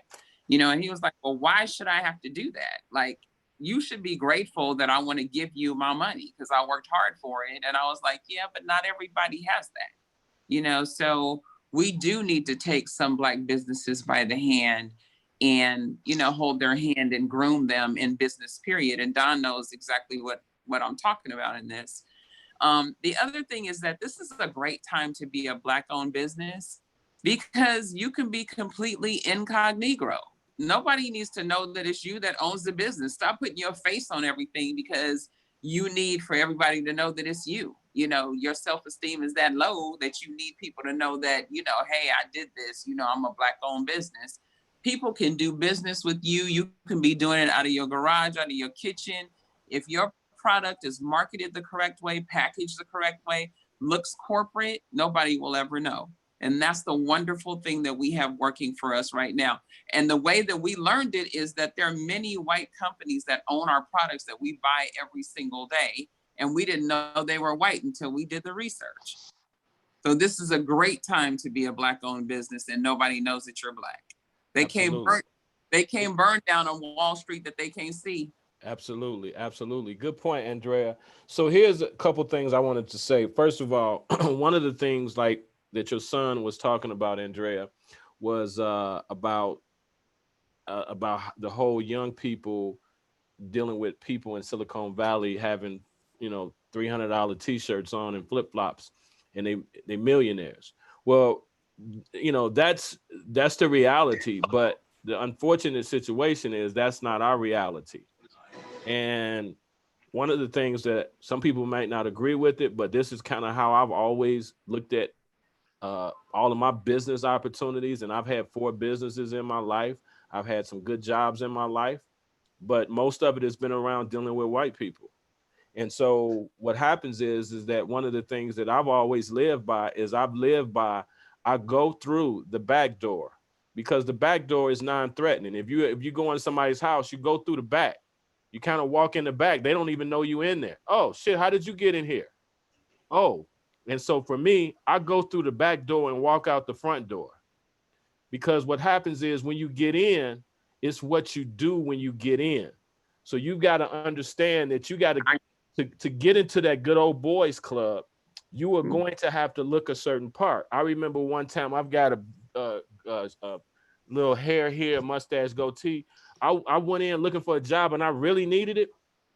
I completely shaved everything to be totally non-threatening. I got an earring in my ear. They never knew I even had an earring in my ear. I basically played the role just so that I could get in the door. Guess what? They loved me. But then as they started to know me, they started to say, oh shit, he got a goatee now. Oh shit, he got a little hair. I come in on my day off and I got a baseball cap on backwards and they wondering like, who is this dude? Where I wouldn't have got that job. But the reality of it is I knew how to play the game. It's a game out here. And that's the thing I talk to. I got you, Clarence. It's the thing out here that I talk to with young people. I'm just like, you never want to. I've hired a lot of people that have worked for me. And I tell them, I don't ever want my business to be looked at as a Black business. Right. I don't want to be put in that category. Why you got to say I'm a Black business? Right. I can't just be a business. And I Right. think that's business 101 for every Black business owner that is ever out here is look at yourself as a business, but Right. you have to be at a certain standard. If you Right. open at 10, you got to be there at 10. If they give you $100, if they pay for $100 worth of product, you got to give them $100 and sometimes $101 worth of product just to keep them as a client. Right. I had a client in Detroit that they loved me. I was the only Black person in the whole dealership, but they loved me because everything I said I was going to do, I did it. Everything that I was always neutral. I was never black this. Hey, what y'all? I never ever was like that. And they was a client of mine for 10 years. I made money for 10 years. So I think the biggest thing that with the young people is I don't like wearing ties and suits and shit every day. But if somebody calls me and Clarence, if CNN called me and Clarence and they say, hey, we want to talk to you guys, I'm going in there in a suit and tie because I don't know what the game is. I know that's going to be the best outfit I got for the day. But pride and presentation. Right. It It's the presentation. Mm-hmm. It's like, this is who they're going to see. I'm going to play the game. Then once I get in, and maybe I get in now, after I've seen everybody and I've seen all the power players and I know how everybody is, then I'm going to get in where I fit in. But I'm not going to be looked at as the Black guy. I'm going to be looked at as Don. My name is Don. It's not the Black Don. It's not Black Power. It's not this. My name is Don. And that's it. And that's what we got to look at. Go ahead, Clarence. And Don, you just stole my thunder. Oh man, that's why we partner. That's why we partner. But here's the thing. What you got to do is now you got to piggyback. There's a thing called the piggyback. There we go. So here's a little elaboration of what he was just talking about just being a business. And another one of my guys that I talk to all the time, you know, he kind of put it in a very, very good way. So as just being looked at as a business, and take the whole Black out, because here's the thing. Once you go in with that Black mentality, some of us, not all, already feel we're going to be defeated because we're Black. You get what I'm saying? So you may go in and feel a certain type of way. Oh, I'm Black, so I may not even get the look. Oh, I'm Black because of this, that, and the other. When in actuality, no, you're Don. No, you're Andrea. You're a person first. We're not a color first. We're a person first. So once I talk to somebody on the phone, they don't know what color I am. They know me as COG, the video guy. And then once you walk up to them and they say, oh, you're Don, then that's your cue, like, oh, see, they thought that I was some, but that's okay because now you're in the door via the back. Now you're in. Hey, well, But you know, one thing I'm I not can even say, I was going to say one thing I can say. arguing. I was going to say one thing I can say is that I know people know I'm Black when I talk to them. So, but my thing is that I don't, like, some people change their voices when they talk to white people. I'm just going to be who I am. I'm going to let my game speak louder than anything. I remember one time I was in a car dealership and I was the only Black, which most of the time I am. I'm the only Black person in the room. It's about 10 guys in there, all white guys. So I'm in there pitching my business. And some of them I know don't like me. Who is this Black guy that's talking to the owner and he's coming in here and he's doing this and this? So now the owner wants all of his sales managers to sit in the meeting to find the weakness in me. And so for me, this is where you got to be a business, because if you're a business, you can definitely, you relish that. I'm good at what I do. Come on with the best of it. 99.9% of the time, you're not going to knock me off my square.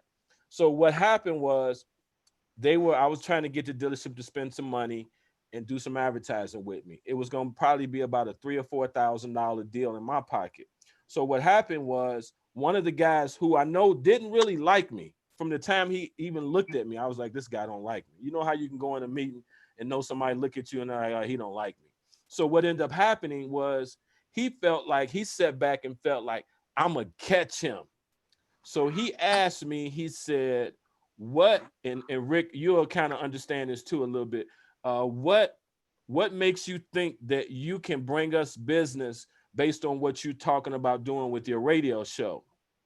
I said, well, and this was my exact answer. I said, well, I was just having a conversation with the manager of that department, and based on the sales that he said that you all had last month, I sold more than that myself without you at all. So there's not a question on whether or not I can do it.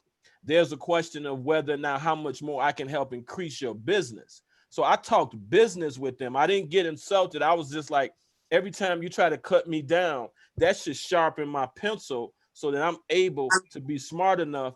And what happened was the owner looked at me and nobody could say shit. They said, oh, okay, you're right. Because I was like, I just gave you a presentation of how many cars my radio show did last month. And I know it outnumbered the amount of cars that your whole department did. So I can't do nothing but help. Guess what the next thing was? Don, who do you want us to make the check out to?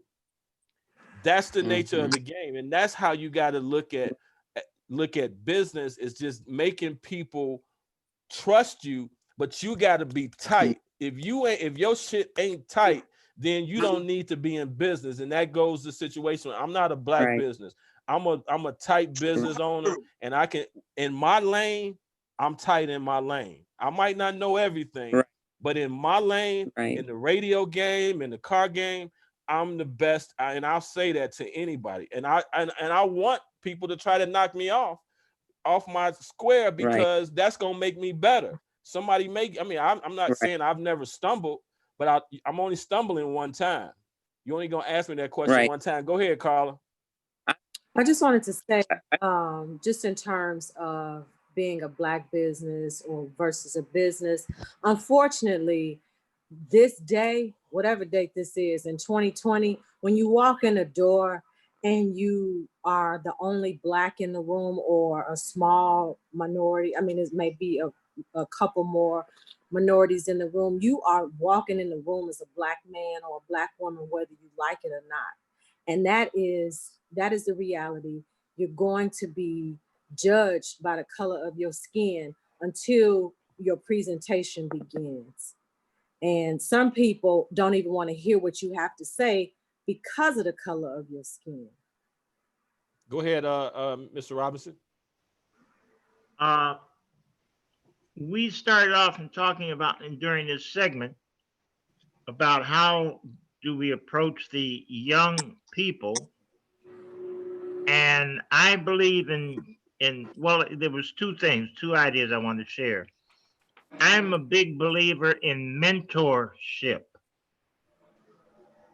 Everyone, well, not everyone, but the majority of people that have talked on the webinar this evening have business experience, and we all share that common characteristic of being black, and we all want the best for the young people who are black. We therefore all qualify, each one of you who has spoken eloquently and demonstrated your expertise in your field, the field that you are, like you say, in your lane, then you qualify, and each one of our business leaders in our communities qualify as mentors. You can't go out on the corner and start talking to someone that's sagging about buying a belt. One of my battles for the last 3-4 decades have been over the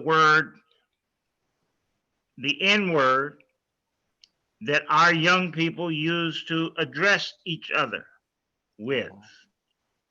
Seems like they're the only adjective they know. The other thing is that the reason why I've seen mentorship in action just within its last few months, because I think I shared with you guys when I came on, just finished up a semester back at college as a returning student. One of the things that I was most inspired by were the kids on the college campus. Most of them are younger than my grandkids, but the point of it was that all of the kids were motivated, and the normal percentage, 10 to 15% of the college campus where I attended this semester were Black. There was no sagging on the campus. And if you started the conversation, they had one or two questions. Say, did you understand the questions on that last test or the essay? Say, OG, how did you approach this essay? In other words, they went there seeking understanding and knowledge. So if we have not had the opportunity, or a lot of the young people haven't had the opportunity to begin in the home, because all of the psychologists, and Andrea can probably speak on this, the first 5 years are the formative years in any human being's life. So you're talking about many of the young men and young women we want to approach have already, they're already partway down the road of life. And so you're not teaching, you're almost having to reform attitudes. And a mentorship serves the purpose because you lead by example. I'm going to bring you into whatever business it is I'm succeeding in and show you how to do this. And therefore, you begin to develop by example and role model. And a lot of the lessons we try to verbally teach fall on deaf ears, but don't tell me, show me. Absolutely. Hey, well, we're going to go from father to son. Go ahead, Lil Robinson. So just to put a little icing and gravy on the cake, right? It soundbite, Dad, 1,000% on what you said in terms of the mentorship. What I was touching or trouble, I was trying to nail when I was talking about, and I hate to be a broken record, but the Million Man March was such an example. I don't know how we can bring that back as a people. It'll take care of so much of what we've lost in terms of our credibility and definition, enthusiasm about life and an opportunity, I feel as a people, because it took care of so much. If we've learned nothing about this time that we've just come through regarding movement, right? Let us recognize that the movement did a lot of medicinal things that we can't actually explain to somebody, right? The power in the movement. When I used to watch, I was wondering how I could possibly start to get involved and be part of that movement every year, right? Because it's so powerful. We don't realize how much that's affected our communities by the fact that it's gone away. What can we do to find something to resemble that? So when we're called to the boardroom, we command that respect, because look at all these young kings coming to the table, That's all I got. All right, and the last comment is going to be Andrea. Go ahead, Andrea. Andrea. I'm here. Andrea is not. Oh, go ahead. So this was my point. Like, I got it, you got it. Like, we own corporations, businesses, have done so from the lemonade stand to the gardening business when I was 7 in the neighborhood, making my summer change.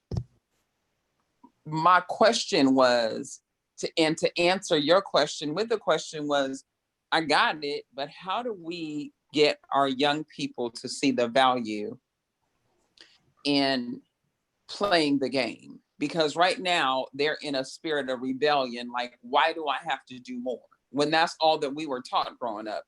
you're expected to do more. You have to do more. Like, you can't just get an A. It has to be an A+. You know, you can't, that's ingrained in us. We are literally groomed to show up and do your very best, not because you can be compensated for it, because you can never be paid what you're worth if you're worth anything, right? So, but how do you get the young people on board with that when they're just like, I'm sorry, I want to show up with the flip-flops and the fly this and my hat to the side like the ball players, and everybody take me seriously and I make millions of dollars. One of the things that I've done over the years in the different businesses is, well, really since I've been doing radio, I've mentored a lot of young people, men and women. And one of the things that I think that in my experience, that sometimes if you give a young person an opportunity to do something, because the problem that I think a lot of the younger generation has is they feel like there's no opportunities. And the reality of it is some of them don't have educational levels that they need, but that doesn't mean that I flunked out of college. I didn't do what I was supposed to do in college. So it's not really, I go against that. And so I think that when you give young people an opportunity to do something and hold them accountable and still kind of, bend the rules a little bit to kind of get them to understand, but every time they screw up, there's a life lesson, because that's really how it happened for me. And I'm pretty sure for a lot of us is that somebody gave us an opportunity. Somebody took us underneath their wing. Somebody taught us the ropes, whether it be a father, an uncle, a job, my boss, whatever, whoever it may have been. So I think the way that you teach them is obviously a lot of them want money.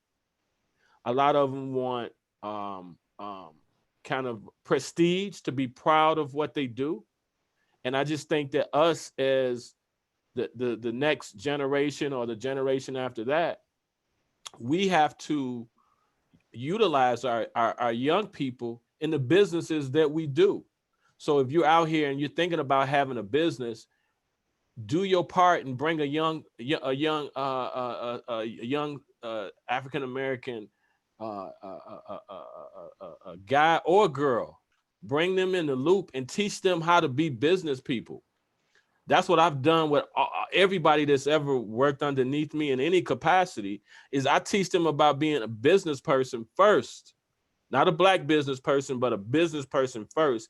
And I hold the standard. I tell people, I'm not looking for 100%. I'm looking for 110%. If you're not at 110%, then you probably are not going to make it, because you're going to be average. And so we've always had to kind of do more. And one of my things has always been is to make sure that I do that. And I think that all of us, if you have a business, bring a young person in the loop. Bring a young person in the loop just to teach them the ropes. And a lot of times you can do it just as a mentorship. They may not even be willing to pay. You might not have to pay anything. They may just want the experience. Go ahead, Clarence. Okay, well, just to not really piggyback, but to talk about the mentorship, of course, Don, I'm part of Encourage Me, I'm Young, a mentorship program here in Michigan. And I've been in that for 12, 13, 14 years. And in the mentorship program, we use the reinforcement of encouragement. And the reason why it works so well is because that's one of the things that a lot of our younger people and adults are lacking.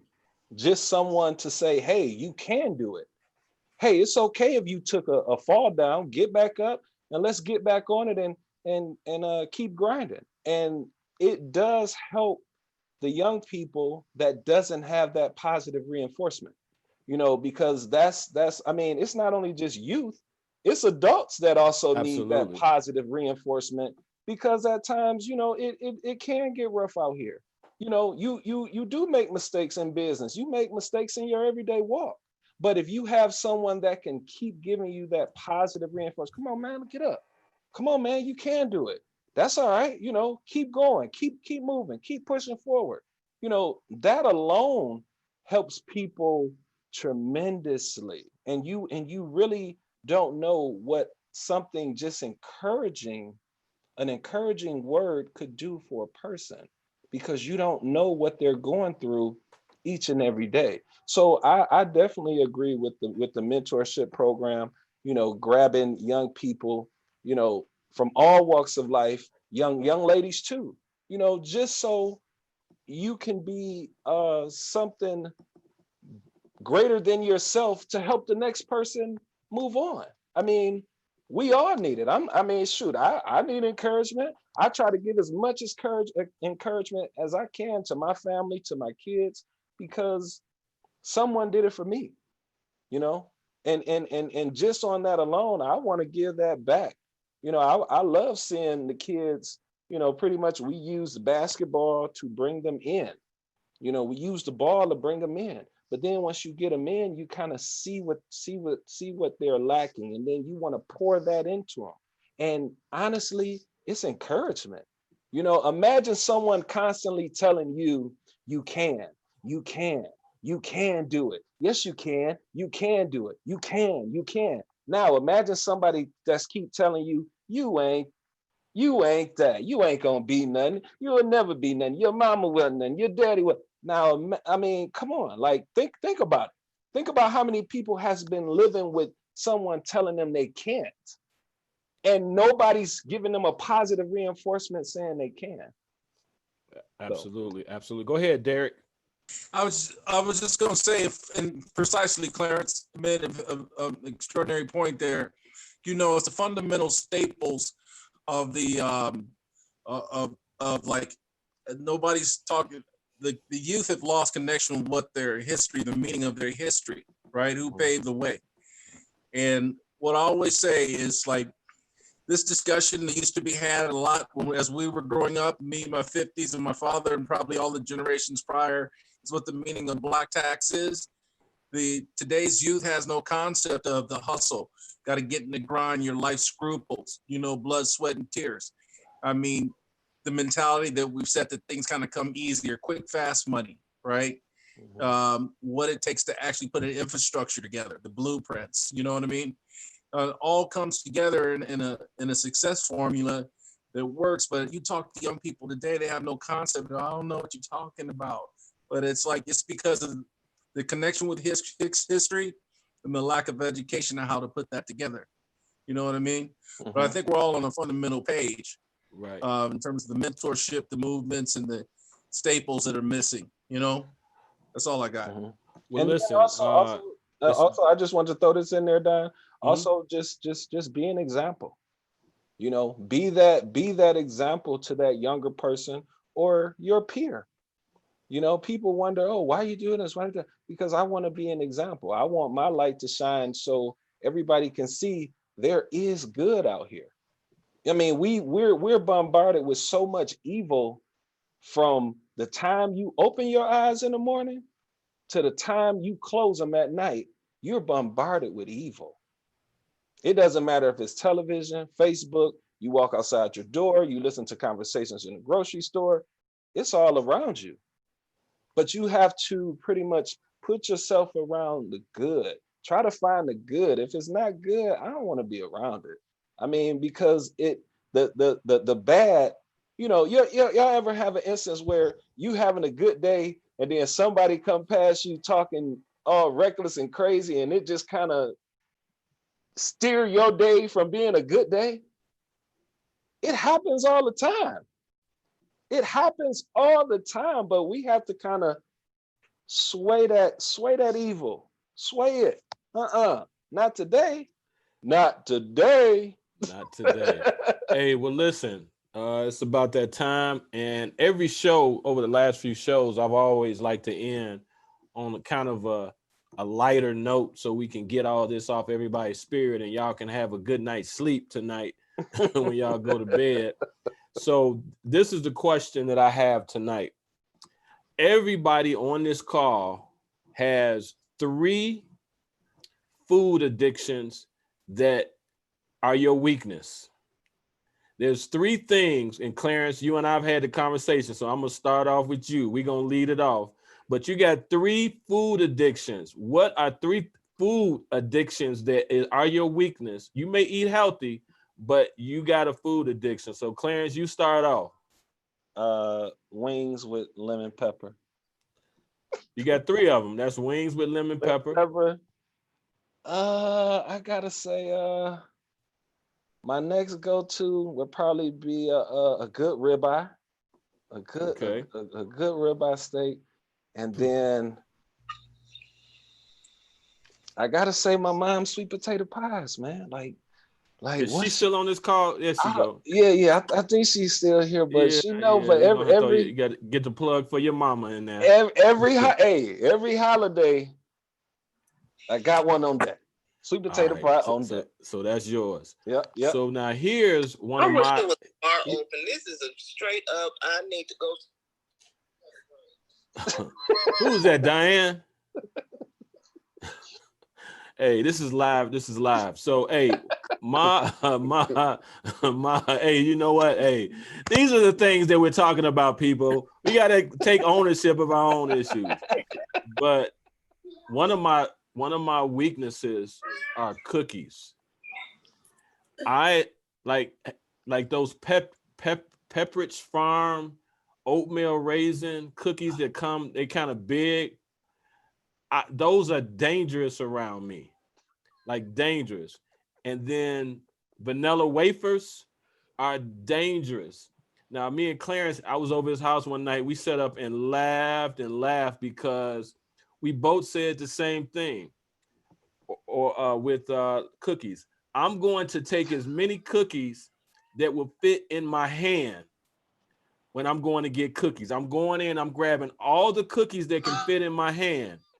Then with my other hand, I'm going to get the cookies that are the transition cookies. The transition Those are the cookies that I'm going to eat when I'm going to wherever I'm going to sit at. To relax. Those are transitional cookies.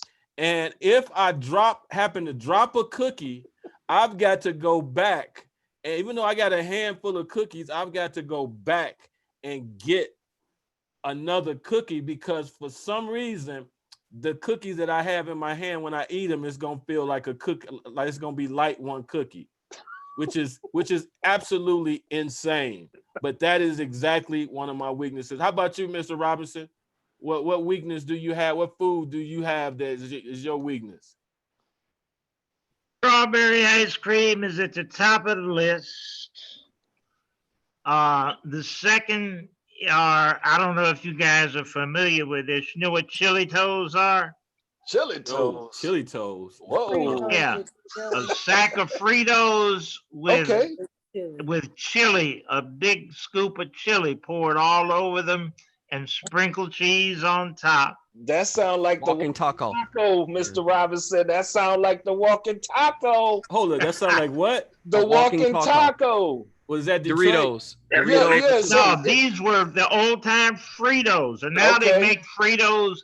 They make them, the original Fritos with thin, kind of short, but the ones they make now, they make the scoops for dipping.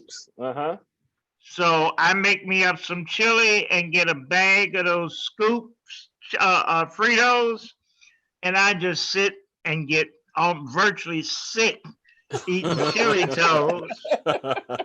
And my third one is I've gotten addicted to Chinese fast food. You know, you come in and you get the combo plate with 3 meats. He said he want a 3-item. The 3 items. Well, you can get 1, 2, or 3, but I always get 3. I'm with and you. I get half and half of chow mein noodles and rice. That's another dish I'll make myself sick off of. And those 2, I won't eat any more frequently than once a month, once every 6 weeks. All right, Rick Montgomery. Richard Montgomery. Yes, Calling sir. Richard Montgomery. Yes, sir. What is my weakness? Yes, can we see we see it looking at the side view of your face? Yes, you can see my weakness. Can you see me right now? No, Yeah, we can't see. Oh yeah, okay, yeah, I can see you him. all I over the got him. place. You got 5 videos going. Okay. My weakness is ginger snap cookies. Oh, I ain't had them, Carla. We ain't had them since okay, Granny. okay. That is my weakness. It does a lot for me. It satisfies me. He say it do a lot for him. It does. I ain't even gonna ask. I ain't gonna make It no relieves me when I need to be. And I leave that alone and meditate on that. But I love ginger snap cookies. Now that's my favorite. That's my weakness. You put some ginger snap cookies out. Man, hey man, we got a whole bunch of ginger snaps over here, man. Are you sure you're not gonna come? Well, you know what, man? Maybe I can stop through. Ginger snaps does it for me. That's my weakness. What about you, Charlie? A good chocolate chip cookie, chicken wings, and then Coney chili and cheese fries. Once a week I get my I don't get Coney though. I had to go with the Cincinnati brand because I didn't get the Coney shipped down from Detroit yet. That's my next move, but okay. yeah. So all right, Derek, you next. Okay. I'm gonna have everybody meet in LA one day. I'm just gonna take all you guys on a food tour. And the folks that are in LA already know I'm talking about before I even say it. And by the way, my dad said he forgot to say that he could eat a whole carton of Fig Newtons and Payday bars too. He forgot to mention that. If you want to watch some Fig Newtons man, disappear, you're supposed to keep our family secret. They're family. That's right. But listen, if you never actually craved, and I'm talking about your comfort foods in the wee hours of the morning. The reason why my digestion system suffers right now is because this place called Johnny's Pastrami in LA, right? You say have one in the heart of the ghetto, and they have preach. Am I preaching? Okay, and then they have this fufu one out in West LA, but they're still on point. And if you've never had that dripping down the side of your arm after you've had a few good cocktails at night, you haven't lived yet. Okay. The other thing is black and prime rib. If you never tried one of those, check it out. Right. These are comfort foods we're talking about. And I'm a sucker for a Caribbean plate. And when I say that, some of the health people is just gonna like really dry right off the webinar. But I can get me some curry goat, right? And I have some of that traditional jerk chicken with the rice and peas and the cabbage, man, and just load it all up and planting. You've never my had brother, that. my brother, Bumblecott. So, those are my 3. Okay, Gracie, are you there? I think she's there. She's she there. Yeah, she. Can you hear us? Unmute your mic. There you go. Is. Well, my favorite is sugar, sugar, sugar. Yeah, the whole diabetes thing. I know we got it going in our family. That's a whole. In and all things sugar. Right. Yeah, that's the danger zone for us, really, as Black people. But that is what it is. What about you, Natalie? Natalie Nicole? Unmute your mic, Natalie. There you go. There you go. I have some pastimes, but the last 2 years I've been focused on alkaline. So a lot of things that I'm hearing you guys talk about is just heartbreaking because we've grown up with it. There's nothing that we can deny about the agenda with the food. That's a whole nother conversation. But I'd say taro ice cream, anything turtled, smothered potatoes. Those used to be my pastimes. Okay. Oh, smothered potatoes, man. Smothered potatoes. Okay. Cast iron skillet. It has to be cooked in a cast iron skillet. Oh, okay. Okay. I like the cast iron. That sounds good. I need to come to your house for dinner.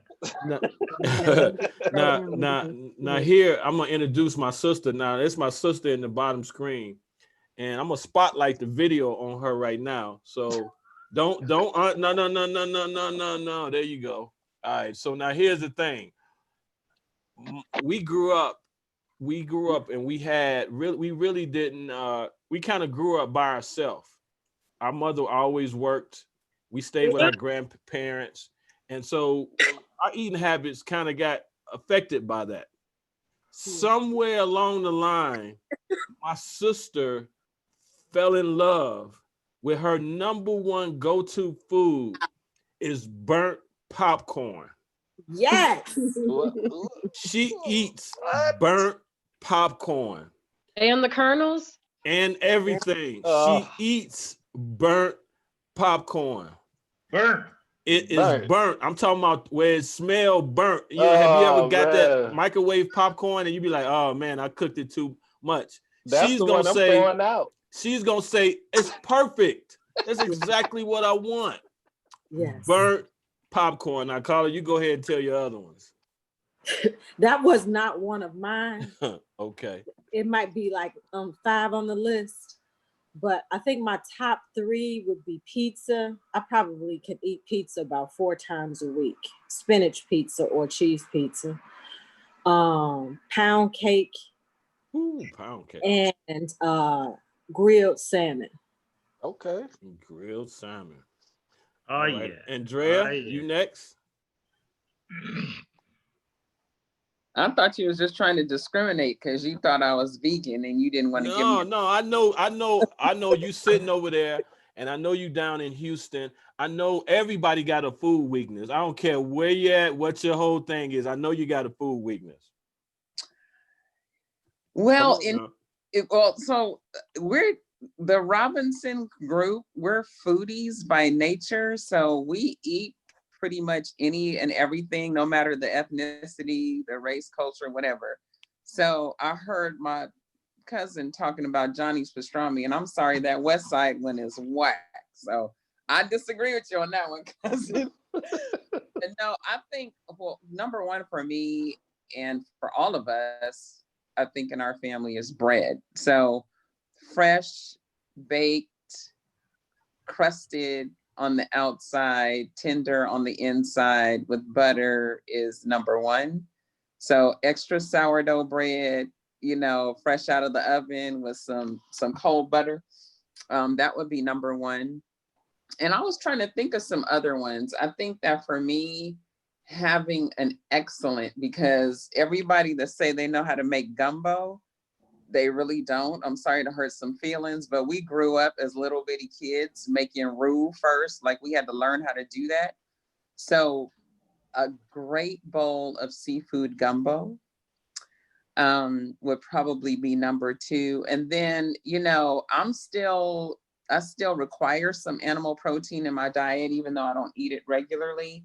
But to me, a great porterhouse steak, medium well, or a great cut of prime rib, the end cut with all the trimmings, that would be it. I mean, the sweet stuff like candy for me, old school Chico stick, like sticks. Okay. I'm here, and so you know, Chico stick is out of East Texas, so it's fresh when you get it here. Like it just fall apart in your mouth. So that's a Squall's item for us. That's a who? Yeah. It's a store here in the township called Squall's. It's a penny candy store. Yeah. And you Is can penny get all candy is penny candy even a penny anymore? I'm gonna have to take you to the original penny candy store once you come Okay. The original. Hey, well, listen, everybody, it's that time.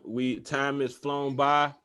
Next week. Latrice done? We don't want to leave out Latrice. Did we get Miss Richmond? Oh, Latrice, are you there? And Sonia, Latrice? Hey. Huh? Latrice, are you there with us? Sonia.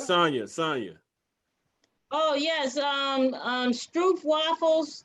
I spelled it out for you just in case you wanted to have some too. It's like a waffle with caramel in the middle. Oh. It's like originated from the Netherlands or something. It is delicious. Okay. Fried chicken, it is air fried. It doesn't matter. And then hot French fries. It has to be hot. That's important. I don't want any Okay. cold French fries. No cold potatoes. No cold potatoes. And yeah, I remember Squaws. I remember the penny candy store. What we used to do at the penny candy store, Saya, we used to walk out to church. And No, we had to run because we had to be back in time for service. So right after Sunday school. we used to plop our hands on the hymn books and put our candy bag right there so nobody saw us reaching in it. Yeah, we had a system. Those were the good old days. Good old days. Hey, well, listen, people, we definitely appreciate you all being on the call. We always like to end on a positive note where people are smiling and laughing and just leaving with a good feeling. I'm pretty sure Give me one second. Oh, go ahead. On the way out, please give me whatever link you have for your Sunday radio show. Okay. Or the call in, just you can email it or text it. Yeah, what I'll do is Derek, I want you to send me your father's number, and then we'll call you and we'll get you everything you need, Vernon. Okay. All right. Hey, Don, Andrea had a website. I inboxed her about, she had a website last week. I had a friend who wanted to talk about mental health issues. Okay, so where's she at? Andrea? What's your website, Andrea? The website is theprocess.forum. Okay. FOURM @gmail.com. Okay. Okay. And again, I want to thank everybody that's tuned into the show. We, if you get a chance, listen to us on Sunday. We'll be on at 12 o'clock Eastern time on WGPR 107.5. You can also listen, you can go to the website and listen via the website, the streets talking.com. And you can do that. Also next week, well, actually on Sunday, Clarence and I have a huge announcement that we are going to announce live on the radio. And it is going to be something that we're going to try to make a national agenda. And we want to involve each and every one of you in that agenda that will, if done the right way, will make some changes. And so we're going to be looking to start that agenda starting next week. So we will announce it and we'll talk heavy about it during the week. I'll reach out to a lot of you one-on-one, and Clarence will also, telling you what we're doing, but we're starting something. You know, we've set back ourselves and looked at some of the things that we could do in the platforms that Clarence and I have. And so we are going to take a step and we're going to put ourselves out there. We're going to put ourselves on the front lines to do some things that are going to make some changes. And if it's done the right way, it won't just be it won't just be something that you see on a Zoom webinar. It won't be something that you just hear on the radio in Detroit. It'll be something that we hope will go viral. And with having connections in LA and Vegas and Houston and other areas around the country and Florida, we want to take this on a national level. So we'll definitely be reaching out to you. For some of you all that are Facebook friends with us, you'll see it posted probably on Sunday. For some of you that are not, we will reach out to you.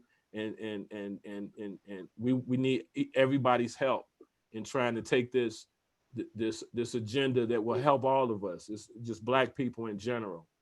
So without further ado, I appreciate everybody tuning in tonight. Thank you. Definitely, we look forward to seeing you guys next week. Each and every week, we have new people on. Natalie, Nicole, we appreciate you coming on the show. Can I say something real quick? Yeah, Can go we get ahead. this book? Everybody get this book. It's F what they think.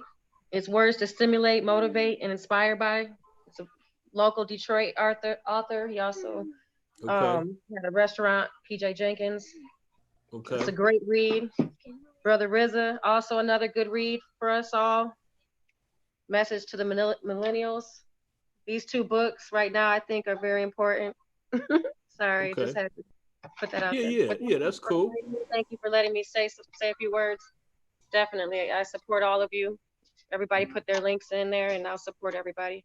Well, we appreciate that. We want to support you, and different restaurants. I support everybody across the board, all Black businesses. and I admire that, and I definitely appreciate you listening to our show on Sunday. Thank you, Natalie. Thank you. And we definitely want to invite you back, and you can feel free to, bring some of your colleagues on, like some of us have already done, and Right. definitely come back. We want to thank Latrice, who's here, and a couple other people that may have left. We want to thank everybody that's tuned in. Look for the announcement this week. It'll be Sunday, and we look forward to talking to you all next week. Next week, I'm gonna try to set something up because next week is going to be the Juneteenth. It's gonna be Juneteenth, and it's gonna be the thing in Oklahoma. In Tulsa. Yeah, in Oklahoma. So we may need to have a backdrop of what he's saying so we can see that, because that is going to be a major message that is going to come out. You I don't said know it what right. is. You said, what'd you say, Vernon? You said it right, mess up. Yeah, it's gonna be right. It's gonna be You a said major, it right. It's major, gonna be a major mess up. it's gonna be a major mess up, and we just need to hear that. So I want to definitely, that's gonna be part of our conversation on next week in real time, because it'll be going on. For all of you that have TVs by your, by your computer, you can, kind of watch it and talk, and we can kind of comment all together in real time. Carla, you want to say something before we get out of here? I just wanted to say that there is a march on Washington, August the 28th. It's supposed to, I guess, the recreation of the Million Man March, but this time it's with everyone. The 2 million, man. I'm planning to attend that, so I just wanted to put that out there because I don't think it's being publicized as much as it should be, and the airline tickets are pretty cheap right now. Okay, when is that? August the 28th. Okay. Well, listen, everybody have a good night. Good night, everyone. We look forward to seeing you next week, and you'll get a call from us letting you know what our big plans are that we want all of us. This is kind of not just me and Clarence, this is all of us. I look at all of you as part of the team of the Streets of Talking, and being able to help spread the message and make change throughout the country. All right, God bless everybody. Good night. All right, guys. Have a good night. Everybody be safe.